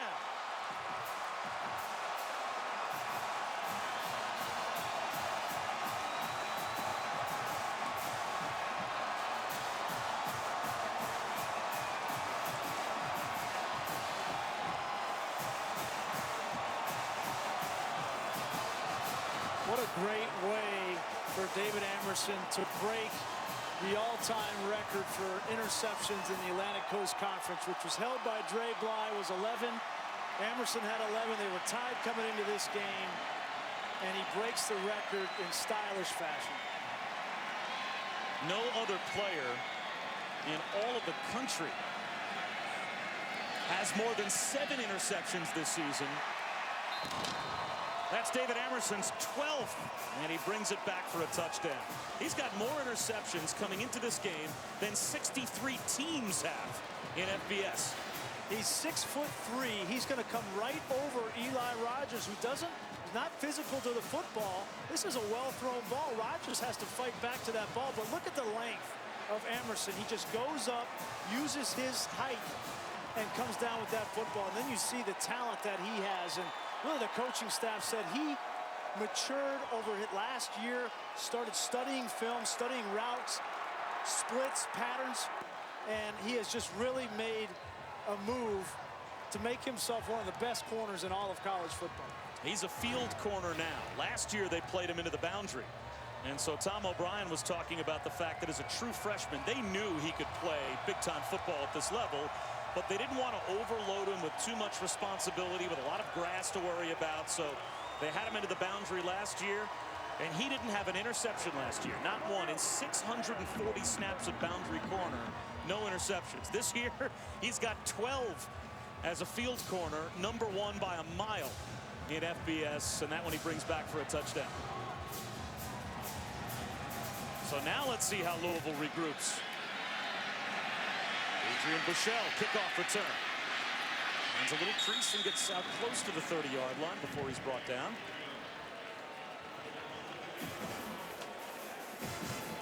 Let's take a closer look at tonight's quarterback stats, brought to you by Dove Men Care Plus. Sure not the best time for Teddy Bridgewater for us to be flashing his statistics, because he's got 2 interceptions now, and that last one brought back for a touchdown. Yeah, well, that last one's not on Teddy Bridgewater. That's on Rodgers. You got to trust that he's going to go up and get that ball. But Mike Glennon, certainly the first half was about as good as you can get. I think he's going to see a lot more pressure in the second half. But if Louisville can't get something going on offense, won't make much difference. And off to Anderson. A gain of close to 6, out to about the 35. Art Norman there to make the stop. It'll be 2nd down and 4.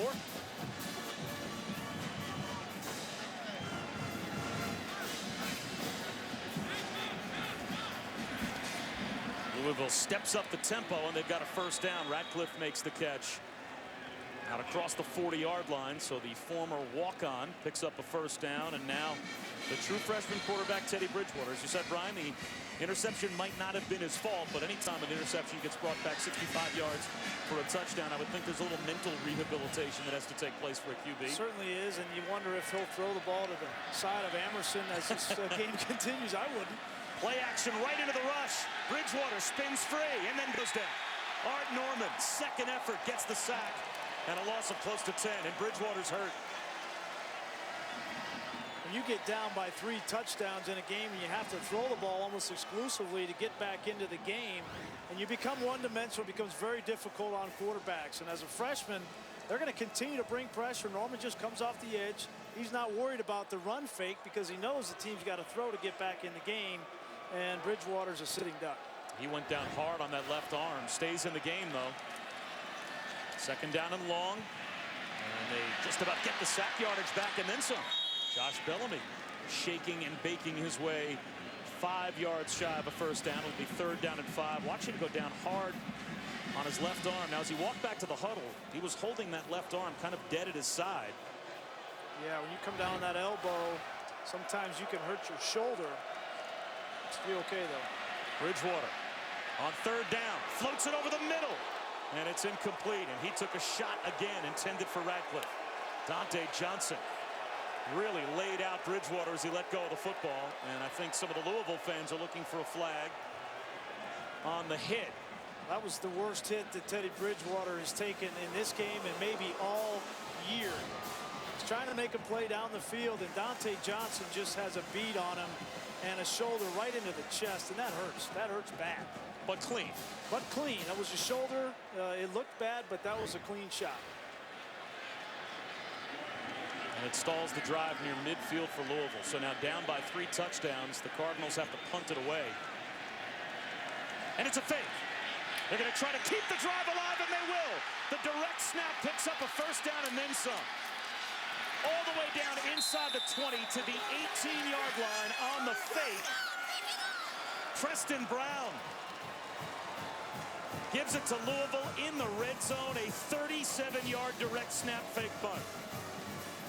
Well, if you're ever a time that you're going to use it, you might as well pull it out right now.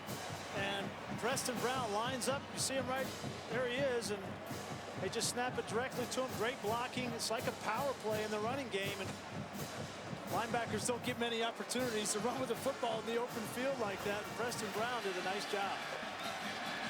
Well-timed call by Louisville to try and get themselves back in the game, and now they're in the red zone.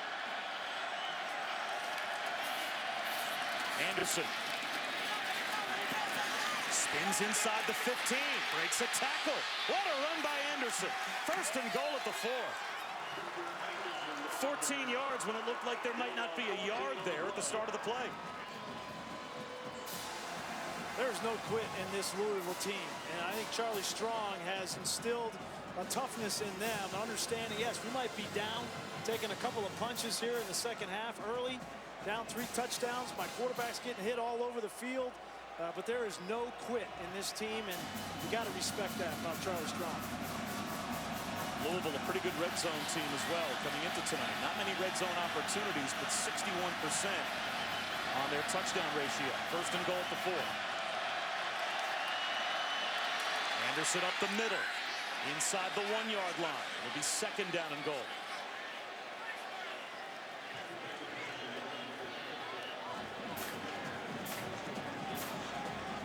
This is typically Dominique Brown territory inside the 5-yard line, and Vic Anderson normally reserved for being out in the field, but they're going to stick with Anderson. He got you down there.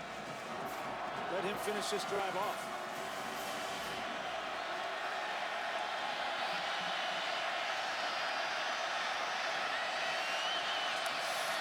Back to Anderson on second and goal, and he gets walloped. Lost at least a couple of yards.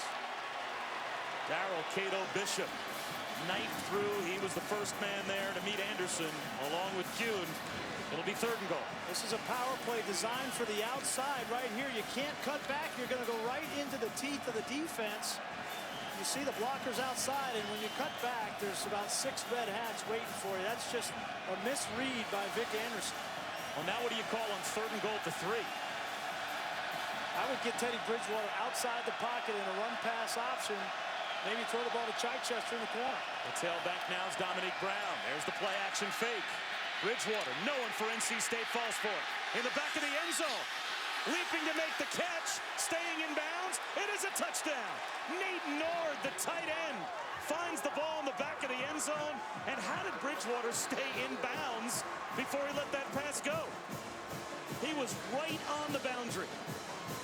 He might have been out of bounds when he threw the ball. You have to defend Teddy Bridgewater all the way to the sideline. His foot, as you said, there wasn't much grass in between his foot and the boundary, but he extends the play and makes a huge touchdown for his team. And Louisville wanted to get that point after attempt up as quickly as they could before replay buzzed down, and they didn't get it off in time. The ruling on the field's a touchdown. And we will take a look. It has to be indisputable video evidence to say he was out of bounds. And that looks to be indisputably inbounds. Yep. What a great play. Oh, unbelievable play. And the catch on the back end was great as well. Nord did a great job of adjusting, catching that football, securing it, and keeping his feet in bounds. But you're right, this play looked good, looked dead from the beginning. Bridgewater had nowhere to go. And that ball is thrown perfectly to Nord and secured that ball. Got a knee down. That's an awesome play.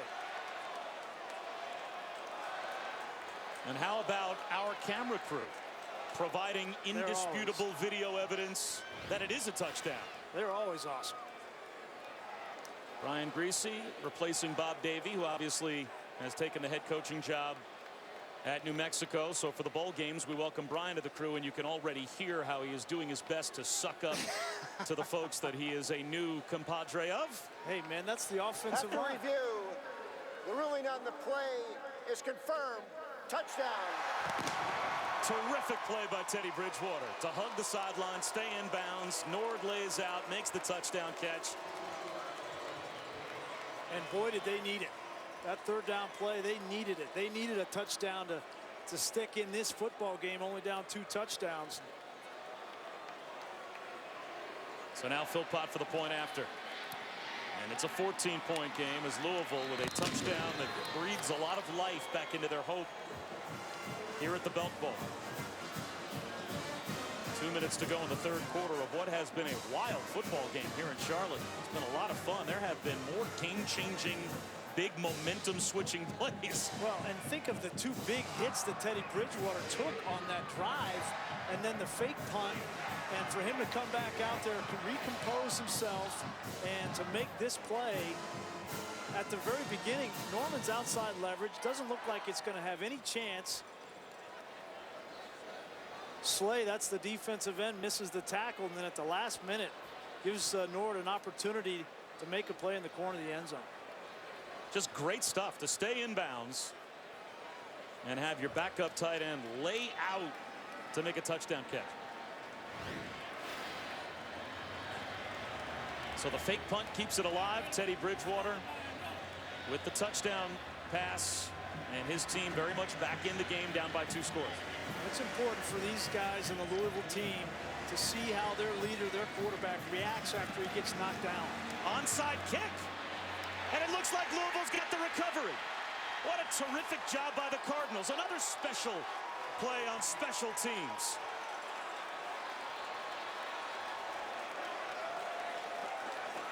And you're right, that ball did go 10 yards and was recovered on about the 41-yard line. Josh Blazer, the punter, is also the kickoff man, and he bunts it the perfect distance. And watch the Louisville players use their bodies to shield NC State from the football and allow it to go the 10 yards before they recover it. When you have a fake kick like this, you're going to have a couple guys blocking. You see a great block by the up back, and it goes exactly 10 yards, 10 and a half yards to be specific. What great execution there. How about Terrell Great Floyd? call. All right, Terrell Floyd gets the recovery. He ran right to the 40-and-a-half-yard line and waited for the ball to get to him. You can't execute it much better than that. Surprised that NC State didn't realize you're going to see somebody come across. You never see a guy come across a formation and a regular kick like this. That was the key, that they were going to do something in an onside kick fashion. But you're right, the block right there. Perfectly executed. Great call by the special teams and Charlie Strong of Louisville. Now they're right back in this football game, only down 2 touchdowns, and get another opportunity on offense. Steals a possession. Yeah.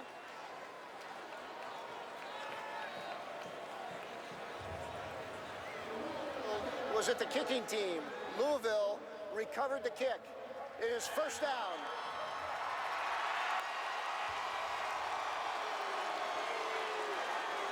So 2 different times on special teams in about the last 3 minutes of game action, Louisville has stolen a possession. A fake punt keeps the touchdown drive alive.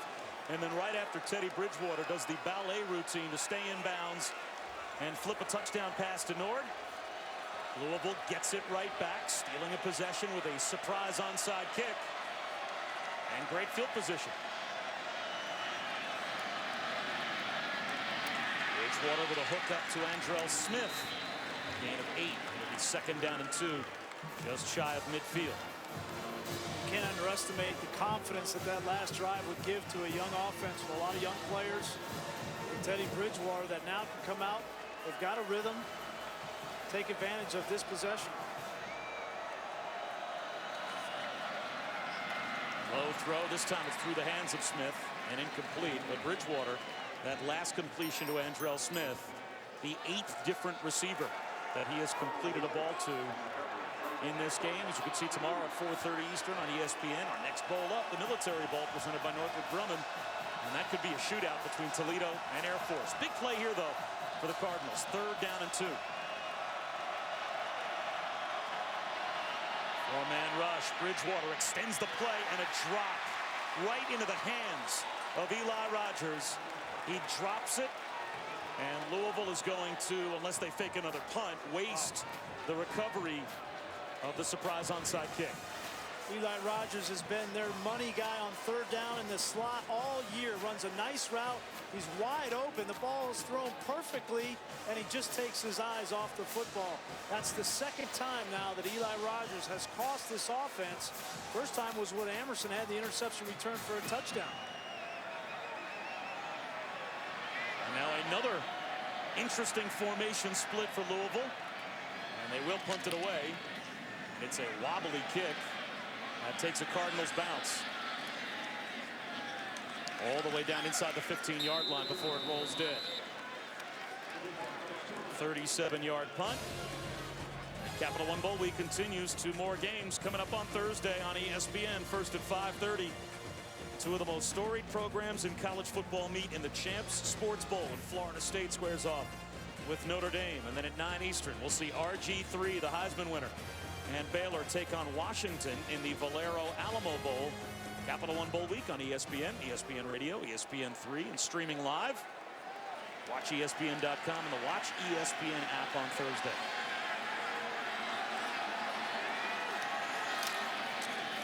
Hand off to Curtis Underwood. Picks up about 5, maybe 6 yards across the 20.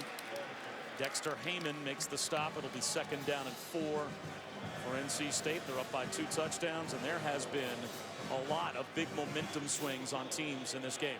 Well, yeah, you mentioned in the last, just in this half, the fake punt and the onside kick. Remember the first half, the fumble by Bauman, the punter for NC State, which led to a touchdown for Louisville. And Louisville missed that first field goal attempt.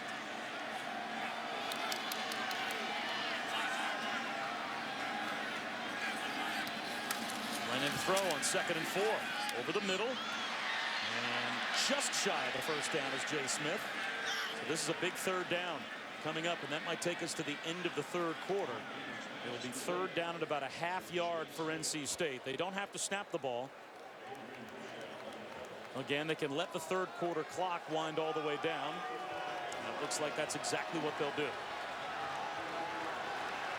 So it's a 2-touchdown lead for NC State as we head to the 4th quarter of the Belk Bowl. But Louisville has done a lot, Brian, to try and take some momentum back in this game. They certainly have, and they're going to need to do more because 14 points in the 4th quarter is not easy. Today is the day. It's the day that I have always dreamed of.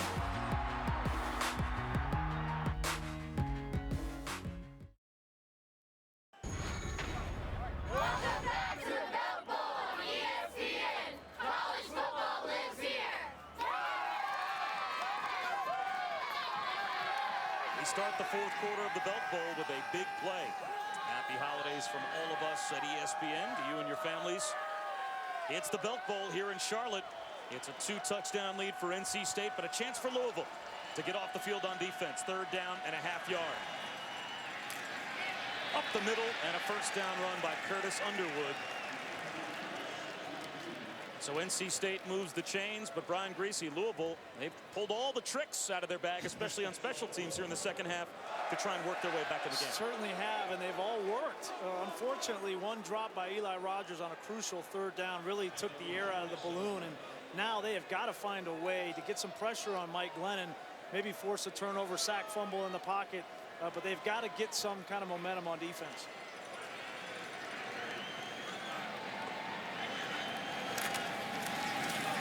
Off on 1st down. Out to about the 34-yard line goes Underwood.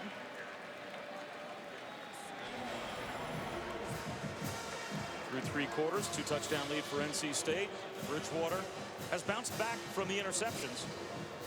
Yeah, he certainly has, but really it's been a tale of 2 halves for NC State and Mike Glennon. He was on fire in the first half. Of the 2nd half, and at least the 3rd quarter, 5 out of 10, and Louisville has found a way to start getting some pressure on him. I expect to continue to see blitzes from Vance Bedford, trying to force the issue a little bit with Mike Glennon. 2nd down and 4. Another handoff to Underwood, and he stumbled a bit, picked up a yard, but it will be 3rd down and 3.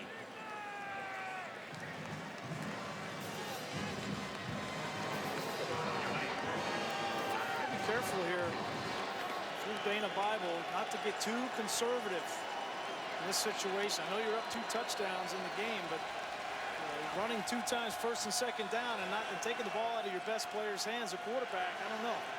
Here comes the blitz on 3rd and 3, and Glennon with a perfect pass to his hot receiver. The tight end George Bryan beats the blitz, and it's a 3rd down conversion. That was as smooth as could be from the Wolfpack quarterback. Gain of 11. Now you see all the guys up here. There's no safety back here, and he's just going to run an out route. And this is an easy pitch and catch for Mike Glennon and Bryan. That's too easy. That's a missed assignment in the back end. When you blitz like that, you got to make sure that you have your assignments in coverage. 4-man rush, tipped at the line, right to an offensive lineman. And rumbling is Rob Crisp. He lost the football, and it's recovered by Louisville.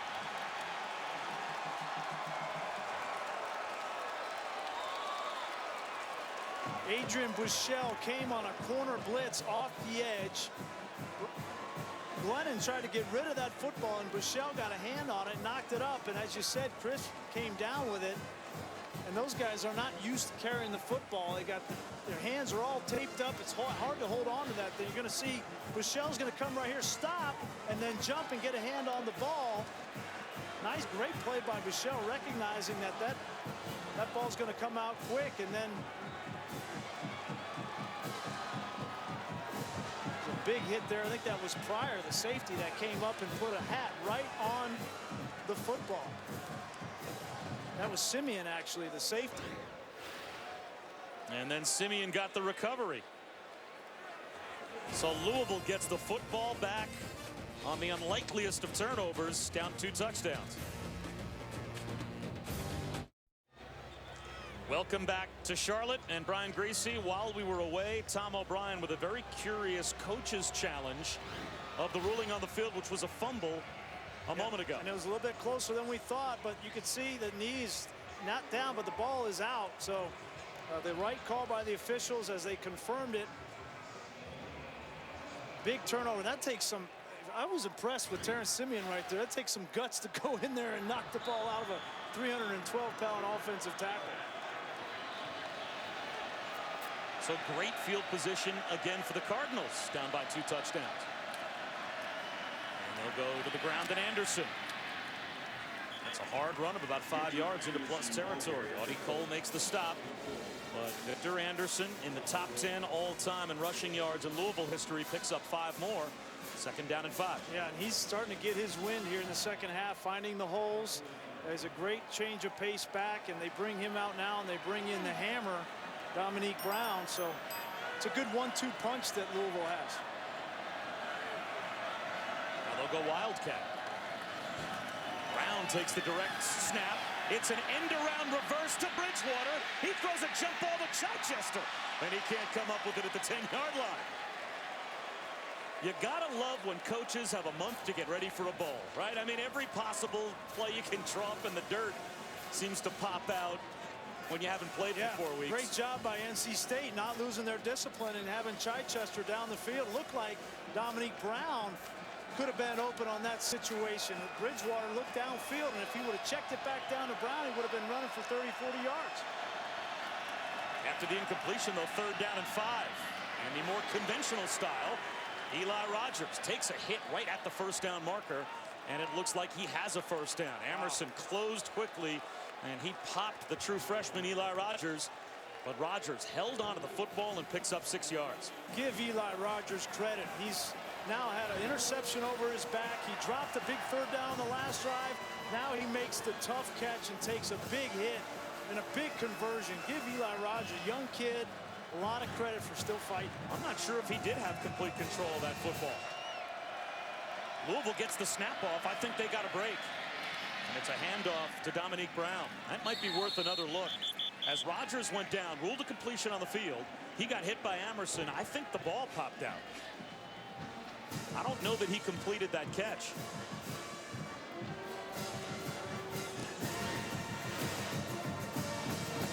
Got the football mix. He doesn't have the football now. And there it is between his legs underneath him. Yeah. Louisville got a break. Bridgewater has to throw it away. And it'll be 3rd down and 7. And now NC State is starting to dial up the pressure on Teddy Bridgewater. They've hit him repeatedly in this football game. He has gotten up, continues to show his toughness, but that time they come with a grand twist off the edge. Grand twist is when the outside defensive end will wrap all the way around 2 other defensive linemen as he tries to get to the quarterback. Very difficult for linemen to pass that off. 3rd down and 7. Bridgewater with a pump fake. Again, he's under pressure. To the sideline. Ratcliffe adjusts. And it looks like he might be short of the 1st down by a yard. Audie Cole laid out Bridgewater. It'll be 4th down and 1. Louisville at the plus 34-yard line. And they're not even thinking about it. They're going to keep their offense on the field and go for it on 4th down. It was a great catch by Radcliffe behind. The ball's thrown behind him. Let's see if he's at inbounds with that ball. I don't know. That was very close. 4th and 1. Trying to keep the drive alive off the turnover. Anderson. He stood up. Louisville gets stopped on downs. Terrell Manning, first on the scene for NC State.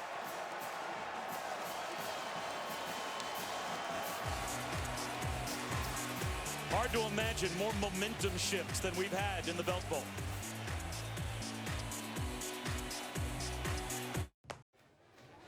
ESPN College Football, the Belk Bowl, is brought to you by Belk. Bring a little modern Southern style to your home today. The Lexus December to Remember sales event for a limited time at your Lexus dealer. And FreeCreditScore.com. Get your score. They do a terrific job here in Charlotte. One of the best atmospheres during a bowl week, and the fans enjoyed Fan Fest leading up to the Belk Bowl, and a big play a moment ago, a stop on downs for NC State's defense. Huge play, 4th and 1, and just the block by Chris White, the tight end. Watch him here. He's got the block on Manning. He misses Manning, and that's what allows him to meet Vic Anderson in the hole. If he gets that block right there, Vic Anderson gets the 1st down. So a breakdown in the blocking scheme, and Chris effort, great effort by Manning to get the stop. To go along with an interception that Terrell Manning had back in the 1st quarter, as he continues to really be the impact player for NC State on defense. Much publicity as Emerson has gotten for leading the country in interceptions. You seem to be most impressed by Manning. Certainly am. We haven't even really seen him rush the passer in situations, but he's also got that in his repertoire. To the near side, James Washington turns the corner. A little stutter step, and he's got a 1st down. Terrific run by the junior James Washington around Hakeem Smith, a gain of 12.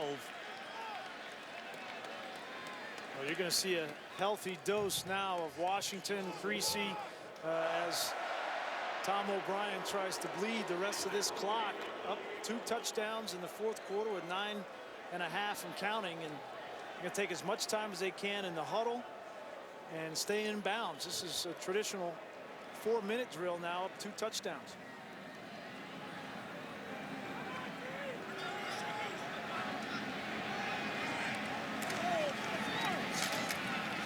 No gain on 1st down, maybe a ½ yard. It'll be 2nd down and long for NC State as James Washington was shut down, and Air Force in Toledo. Our next bowl up tomorrow at 4:30, and a chance to watch a true dual threat quarterback for Air Force and Tim Jefferson. Yeah, these certainly he's made most of his hay running on the ground, but the durability that he brings to the equation, and now he's the only quarterback in the history of the academy that has led his team to 4 bowl games, and quite a career that he's had in Colorado Springs.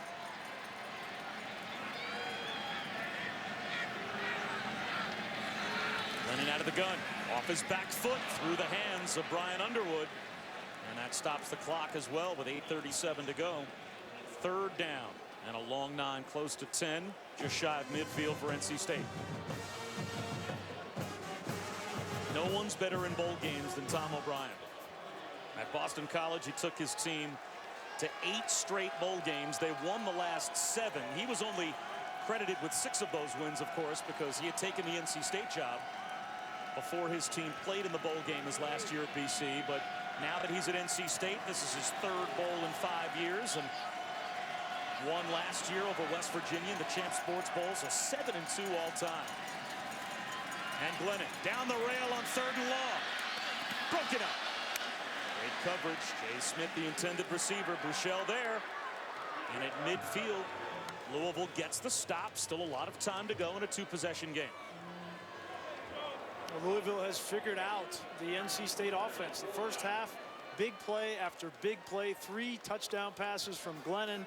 And now here in the second half, Charlie Strong has recalibrated, brought some pressures to get in the face of Glennon, and have been very successful in stopping this NC State offense. This is the backup punter, Jay Ellis Flint. Bauman hurt in the first half, and Flint gets off a wobbly spiral. Fair catch called for at the 25-yard line and made by Radcliffe. So Louisville down by 2 touchdowns, has the football back when we come back to Charlotte.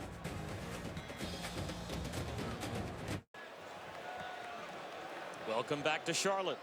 Bob Wischusen, Brian Greasy, Shannon Spake at the Belk Bowl. 2-touchdown lead for NC State. Louisville has the football back, and you have to think they're running out of possessions. But they stick with their game plan in the ground attack to Anderson. He picks up 4 yards on first down. Second down and 6 coming up. Well, you're right. They might be running out of possessions, but I don't think that they have to become one-dimensional in this situation. They've had a lot of success. Vic Anderson running the ball. Get in your hurry up, but continue to run the ball and mix in the pass in this drive, because there's plenty of time, 8 minutes left, and they got all 3 timeouts.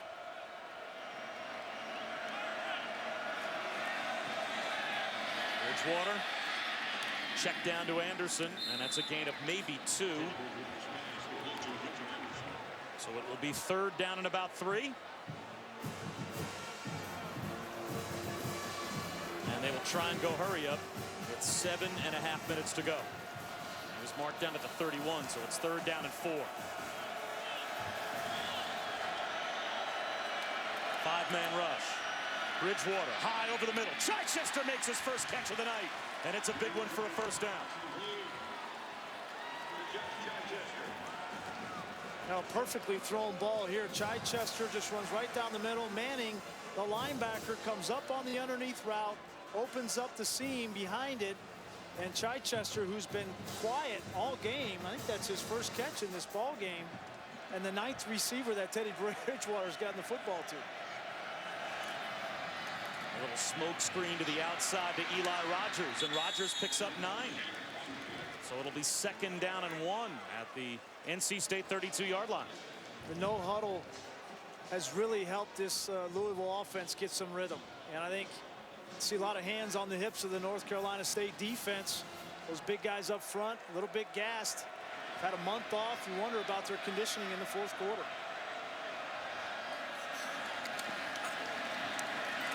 Bridgewater over the middle again. Diving attempt made by Chichester, and now it'll be 3rd down and 1. In what is undoubtedly 4-down territory for Louisville, down by 2 touchdowns with 6.5 minutes to go. It's an interesting call there to throw down the field to Chichester on 2nd and short. A lot of times you'll see offenses run that ball, even quarterbacks sneak just to get a fresh set of downs in that situation. Monique Brown, the tailback to the left of Bridgewater. Sneaks back under center. Changing the play on 3rd down. And he stays in the pistol. 3rd and 1. And Bridgewater will run the option, and he'll turn the corner and keep it himself and pick up the first down. A gain of 2 to the 30-yard line.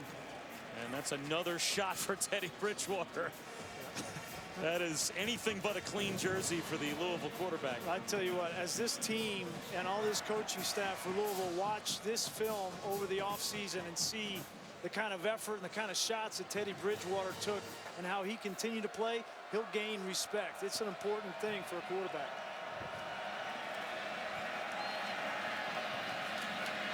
Out to the edge again. This time it's Radcliffe. And he's got 5 yards. Emerson out there to make the stop for NC State, and Bridgewater's hurt. Well, he took a shot, Bob. He took a shot from the front side, and his head hit the knee of a guy behind him, much like that Tim Tebow hit that we saw against Kentucky where he got a concussion. This was a scary situation. He's going to throw the ball out on the perimeter and take a shot. And then his head hits the knee of the defensive lineman there, McGill. And that looked eerily similar to the Tim Tebow hit. So Will Stein has to come in for at least 1 snap, while the trainers make sure Teddy Bridgewater is okay on the Louisville sideline. 2nd down and 5, and the clock winding down. Anderson drives his legs down to about the 23-yard line. Brandon Bishop first there to stop Anderson after a gain of 2.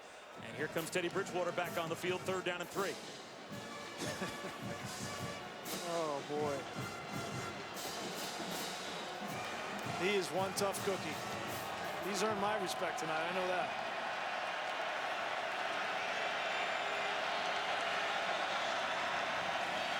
Low snap. Bridgewater scoops it up over the middle. And he's got Rodgers inside the 10-yard line. 1st and goal, Louisville. At the NC State 8. 15-yard gain to Eli Rogers. Eli Rogers has made a living inside in the slot all year. He's been their go-to guy, and again, he's had his struggles tonight, but again, he comes up with another big catch. Bridgewater with a pump fake, fades to the back right corner. The catch is made, but out of bounds. Jarrett Davis had it in his hands, but couldn't get a foot down. It'll be 2nd down and goal. I tell you, if Teddy Bridgewater were to work the other side of the field, he had Eli Rogers. He ran a slant route on the last play. This play, he came back, ran a slant, pivoted, and came back out towards the sideline, and he was wide open. Just so happens Bridgewater was looking to the other side of the field.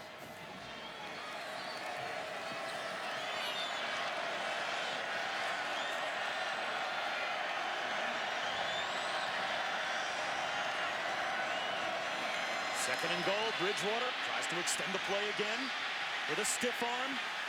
Floats it into the end zone. It's caught, but out of bounds again. Andrell Smith couldn't get a foot down. Audie Cole was all over Bridgewater. And again, it looked like Bridgewater was close to being out of bounds when he let that ball go. Certainly was. He was on the sideline, but Cole chased him all the way down. Are they going to mark him out of bounds? They move the ball all the way back to the 14-yard line. Yeah, he may have stepped out of bounds. We go back and take a look on that when he threw that football. So they'll say he was out of bounds when he threw the ball. No, he was not out of bounds there. And they didn't stop the clock, winding it all the way down. They might have to not only adjust where they put the football, but also adjust the clock. Well, that's reason enough for Charlie Strong to challenge this call.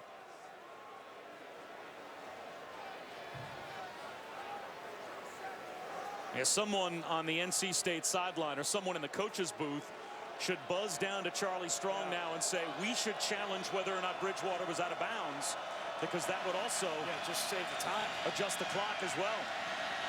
3rd down and goal now from the 14. Bridgewater, back right corner of the end zone, and there's the flag. Radcliffe gets tripped up at the goal line. So with 3:59 to go, the momentum shifts back to Louisville as the NC State penalty will keep the drive alive. And that was a pretty easy call. Earl Wolf, the strong Pass safety. interference, number 27 defense. The ball by rule will be placed at the 2-yard line and an automatic 1st down. Radcliffe was running a corner route to the corner of the end zone, and Earl Wolf tried to undercut him, and he caught the legs of Radcliffe, and Radcliffe went down. And Tom O'Brien is trying to argue that that was an uncatchable ball, but that's exactly the place that Radcliffe was running to. And Louisville will spend one of their timeouts with the clock stopped. We'll step aside. The Belk Bowl trophy on the line between Louisville and NC State. And Louisville's last gasp rides on these next series of plays. First and goal at the 2-yard line. They need 2 touchdowns to tie with under 4 minutes to go. And they just spent a timeout on a dead ball situation. Bridgewater will try and throw one to the end zone. Brings it back to Josh Bellamy for the touchdown. That was big there. Big to score that fast. And who knows, Charlie Strong, we're up here questioning why he took a timeout, because that's potentially 40 seconds, but maybe they wanted to get the exact play call here. And this is just a fade stop on the outside. Great patience by Bellamy. Bridgewater just throws it to the back shoulder, and that's an easy pitch and catch. And now they're within 7 points, and there's still 4 minutes in this game. 31-24, 3:55 to go. And in spite of the fact that Louisville called a timeout before that play with the clock stopped, with 2 timeouts and 3:55 to go, there's really no question here, right? You kick it deep. Yeah. There's no reason for an onside kick. No, there's no question. You kick this ball deep, keep your field position. Hopefully you get a stop, use your timeouts, and then you'll have a great opportunity with 2.5 to 3 minutes potentially left in the game.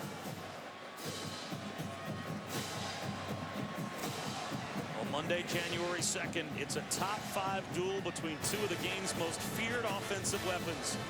Andrew Luck and Stanford will meet Justin Blackman and Oklahoma State in the Tostitos Fiesta Bowl. All of our platforms will carry it Monday at 8:30 Eastern on ESPN. Well, NC State's not taking any chances. Tom O'Brien, after being surprised by an onside kick earlier, has his hands team out there, and he's got 10 out of his 11 players up to guard against the onside kick. And that's the safe play here. And you never know. You never know. They could go with the onside kick. Well, Blazers lining up as if he's going to attempt an onside kick. And he will. He'll bunt it forward. And there's a scramble for it. Why would you onside kick there if you're Louisville? NC State recovers at the plus 41-yard line. And there's no time management reason we would think to onside kick. Brandon Bishop with the recovery for the Wolfpack. And he paid the price, took a shot, but got the football. I agree wholeheartedly. With 4 minutes left in the game and 2 timeouts, you kick that ball down, you get a stop, and you're going to get the football back off a punt. Who knows about the return, but you're going to have 2.5 to 3 minutes left in the ball game. You're not going to have any timeouts, but that's plenty of time for your offense to go down and score. And not only was there no reason to onside kick based on the clock, but NC State had their hands team out there. They were ready for it.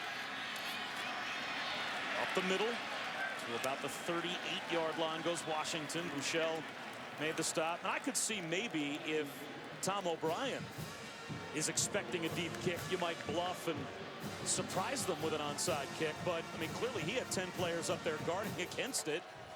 And you kind of, I would think, played into NC State's hands. There's a little bit of gray area, and every coach has a different philosophy, but most of the times with respect to those kind of clock management issues at the end of games, you practice them ad nauseum, and you understand with as much time and as many timeouts as you have what you can and can't do. And I just wonder if Charlie Strong had practiced that situation. Washington might have lost a half a yard. It'll be 3rd down and 6, and let's see if Louisville spends a timeout. Now they're going to let the clock wind down. Under 3 minutes to go. They still have 2 timeouts left, opting not to call either of them here. So maybe he wants to have a timeout if he gets the ball after a 3rd down stop here for Teddy Bridgewater to be able to use during the 2-minute drill. Well, this is basically the game. 3rd down and 6. NC State picks up a 1st down here. They might be able to bleed the clock down so far that Louisville will basically be out of time. And they'll run it. Washington hit from behind, well short of the 1st down. Jermaine Brooks made the stop, and now you would think Louisville would spend that second timeout. They're going to hold on to both. You're not going to get this time back. On offense, you have a number of different ways to stop the clock, going out of bounds, getting a first down, incomplete passes. But this time will not come back for Louisville. 4th down and 2. From here, it would be about a 50, 51-yard field goal if NC State went that route. The other route they could go is hard snap count and see if you can get Louisville to jump off sides. I can't imagine they would go for it. Will they actually snap the ball on 4th and 2? They will. And Glennon will give it to Washington, and he gets stopped on downs. Well, now Tom O'Brien is giving us every reason to question his clock management and at least playing the field position decision-making. B.J. DeBose and Roy Philon come through to make the stop on 4th down. Well, there's no question about the decision here. The decision there is run the clock all the way down, even take a penalty, back up and punt the ball down there and make Louisville go as far as you possibly can. But right, everybody knows you're going to run the football if you go for it, and that play had no chance. I'm as puzzled by Tom O'Brien's decision as I was by Charlie Strong's. Maybe they even out. So here's Bridgewater with 2 timeouts. Over the middle, incomplete. Looking for a flag, Eli Rogers. Nothing comes out. It'll be 2nd down and 10. Well, with the kind of game that we've had, the momentum changes back and forth. You knew it's going to have to come down to a situation like this. I mean, step me back for a second. What is Tom O'Brien thinking about going for it on 4th down? Like I said, the play, the call there is very easy. You take it all the way down, take the timeout, and punt that ball and make Louisville go the distance. But now, Teddy Bridgewater's got both timeouts. 2nd down and 10. A no-look flip over the middle. There goes Victor Anderson into plus territory to the 45-yard line of NC State. And that will stop the clock, at least for a moment, with 1:20 to go. Josh Bellamy just hopped off the field, by the way, with a leg injury. So he is replaced by Devontae Parker. Great presence in the pocket from Teddy Bridgewater to just flick that ball to Anderson. 4-man rush. Bridgewater under pressure, and he'll be sacked. And now you have to call timeout if you're Charlie Strong. Audie Cole got the sack, a loss of 2, and Louisville will stop the clock with 1:07 remaining. Sacks are killers in the 2-minute drill, and Teddy Bridgewater hasn't done it a whole lot in his career. He'll learn from this, but you can't take those kind of sacks in that situation. Capital One Bowl Week continues with 2 games tomorrow on ESPN at 4:30 Eastern. We kick it off between Toledo and Air Force. It's the Military Bowl presented by Northrop Grumman. And then at 8 Eastern, Cal will take on the Texas Longhorns at the Bridgepoint Education Holiday Bowl. Capital One Bowl Week, another doubleheader tomorrow beginning at 4:30 Eastern on ESPN, ESPN3, and streaming live as well. The guy we can't forget about in this situation is Josh Chichester. Hasn't had a whole lot of catches in this game, but he's the kind of guy down the middle of the field with his size and range to catch the football that if I'm Teddy Bridgewater, I'm going to find him in a matchup situation right now in this game. Chichester in the slot left.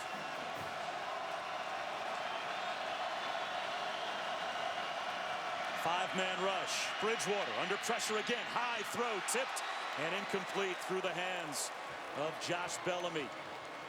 And Bridgewater popped again. That time Terrell Manning buried the Louisville true freshman quarterback. 3rd down and 12. Just when I think you can't take a bigger hit than the last one, gets hit again. Manning catches him and then plants him in the ground and has a few words for the young man. But he continues to get up, dust himself off, and he's got 2 downs here to get 12 yards. Play clock down to 5. Here comes the blitz again. And Bridgewater goes down again. All the way back to the 39-yard line. And now Charlie Strong has to spend his last time out just to get his team lined up again. Dante Johnson got there on the blitz, a loss of 11, and now it's 4th down and a mile. This just experience here, and Tom O'Brien knows he's going to bring pressure. They're going to bring all this pressure up front. Radcliffe is running a slant route, and he's wide open. If Teddy Bridgewater keeps his eyes up doesn't panic and delivers this football to Radcliffe, you've got a conversion and you're down to the 30-yard line. Instead, the pressure and the blitz get to him, and they take a sack, and now it's a very difficult situation. How much of that for Bridgewater is just the cumulative effect of being hit so many times that your eyes aren't downfield in that situation? Part of being a quarterback in college and in big-time college football is you have to continually stare down the barrel of the gun and take those hits and not lose your focus. And right there, certainly the accumulation of hits get to a guy like Bridgewater, who's so young and doesn't anticipate these kind of situations. What a learning experience this is for a true freshman, though. There's no substitute. No substitute. 4th and 23. That ball to Chichester up top. They rush 5 again. Bridgewater unloads a jump ball into traffic, and it is intercepted. Emerson again. He's got his 13th interception this season. And that will end the game.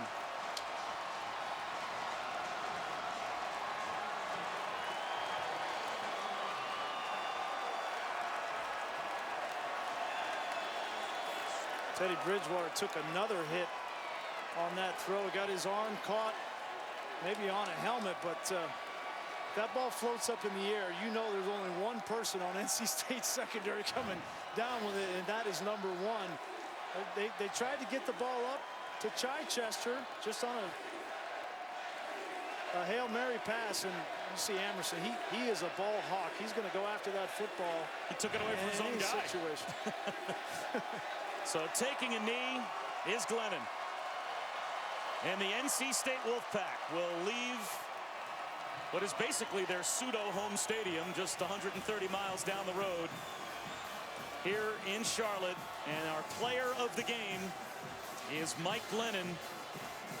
3 touchdown passes in the first half. And the NC State quarterback and his team survive. Our Capital One player of the game, Mike Glennon. 31 touchdown passes on the season. 3 in the first half that built a lead that was just a little bit too much for Louisville to overcome. And Tom O'Brien does it again.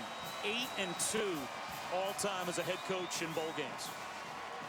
Well, they jumped out to a fast start, and Mike Glennon had a near-perfect first half, and then the defense in the second half, and he gets an assist from David Emerson with 2 interceptions in the second half. 1 returned for the touchdown, and then 1 to seal the victory for the Wolfpack. You got to take your hat off to Charlie Strong in Louisville as well.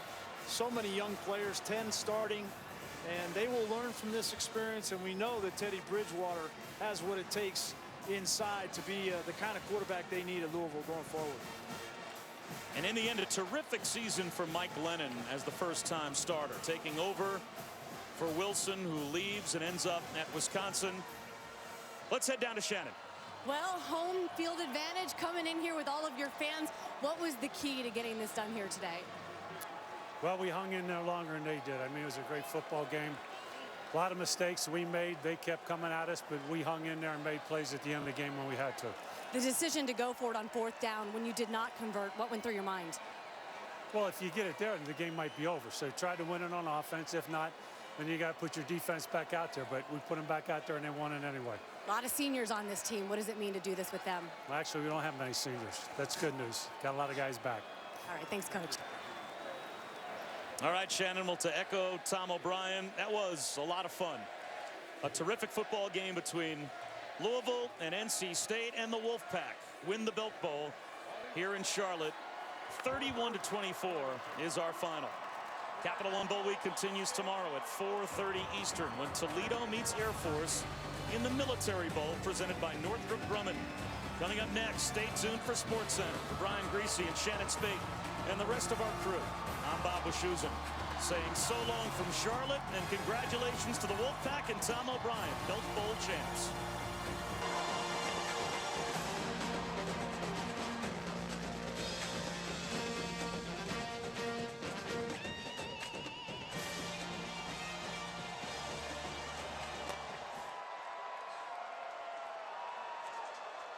Welcome now to the trophy presentation here in Charlotte at the Belk Bowl.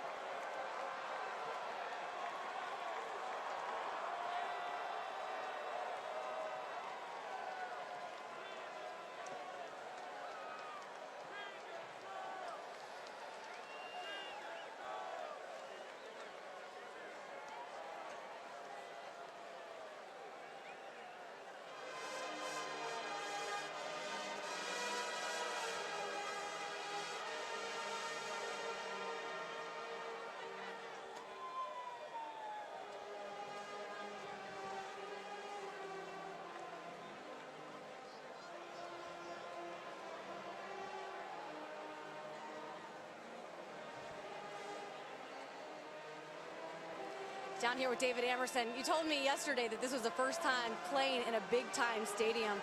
What does it mean to have a game like you had today right here at Bank of America Stadium?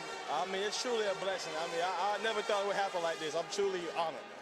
You go up, you get that first interception of the game. What went through your mind? I mean, I just saw the ball. I knew he was going to throw it there. I kind of played behind him a little bit, and I just went and made the play. When you look at how the defense played here today, being part of this group, this core group, what does that mean to you? I mean, I love these guys. You're some of the toughest guys I know. And I mean, I wouldn't rather play with anybody else. Thanks, David.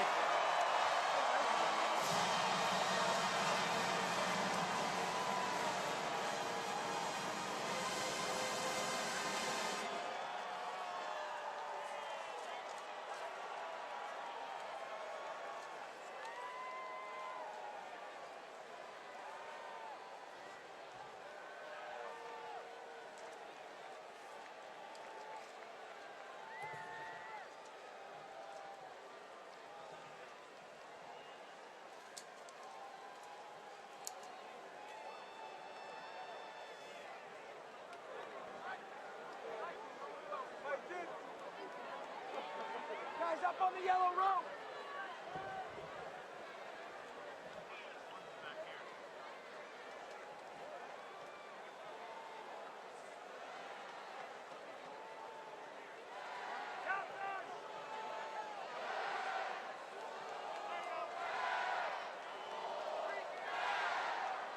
Ladies and gentlemen, at this time, Belk would like to congratulate the NC State Wolfpack for winning the 2011 Belk Bowl. On the field now to present the trophy, Chairman and Chief Executive Officer of Belk, Tim Belk. President and Chief Operating Officer of Belk, Johnny Belk. General Chairman of the Belk Bowl, Tom Skanes. And Executive Director of the Belk Bowl, Will Webb. Tom, as General Chairman of the Belk Bowl, would you please present this trophy to Tim Belk? Tim, on behalf of Charlotte Collegiate Football, we would be honored if you would present the Belk Bowl trophy to this year's champion. Thank you, Tom. Thanks to the Louisville Cardinals and the North Carolina State Wolfpack for a terrific game. And thanks to all the fans for coming out tonight.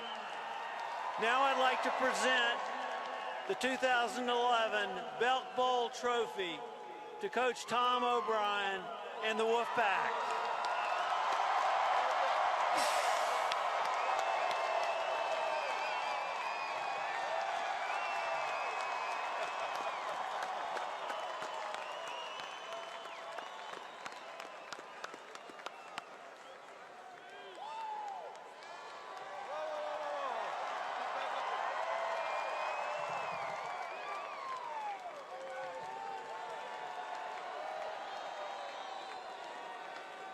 Now we'd like to present the Most Valuable Player Award to Mike Glennon. Thanks, Mike. Don't drop that. That baby's expensive. For coming to the 2011 Belk Bowl. Look forward to seeing you next year. Congratulations again to NC State and to Louisville. And thanks to all you fans for coming. Good night.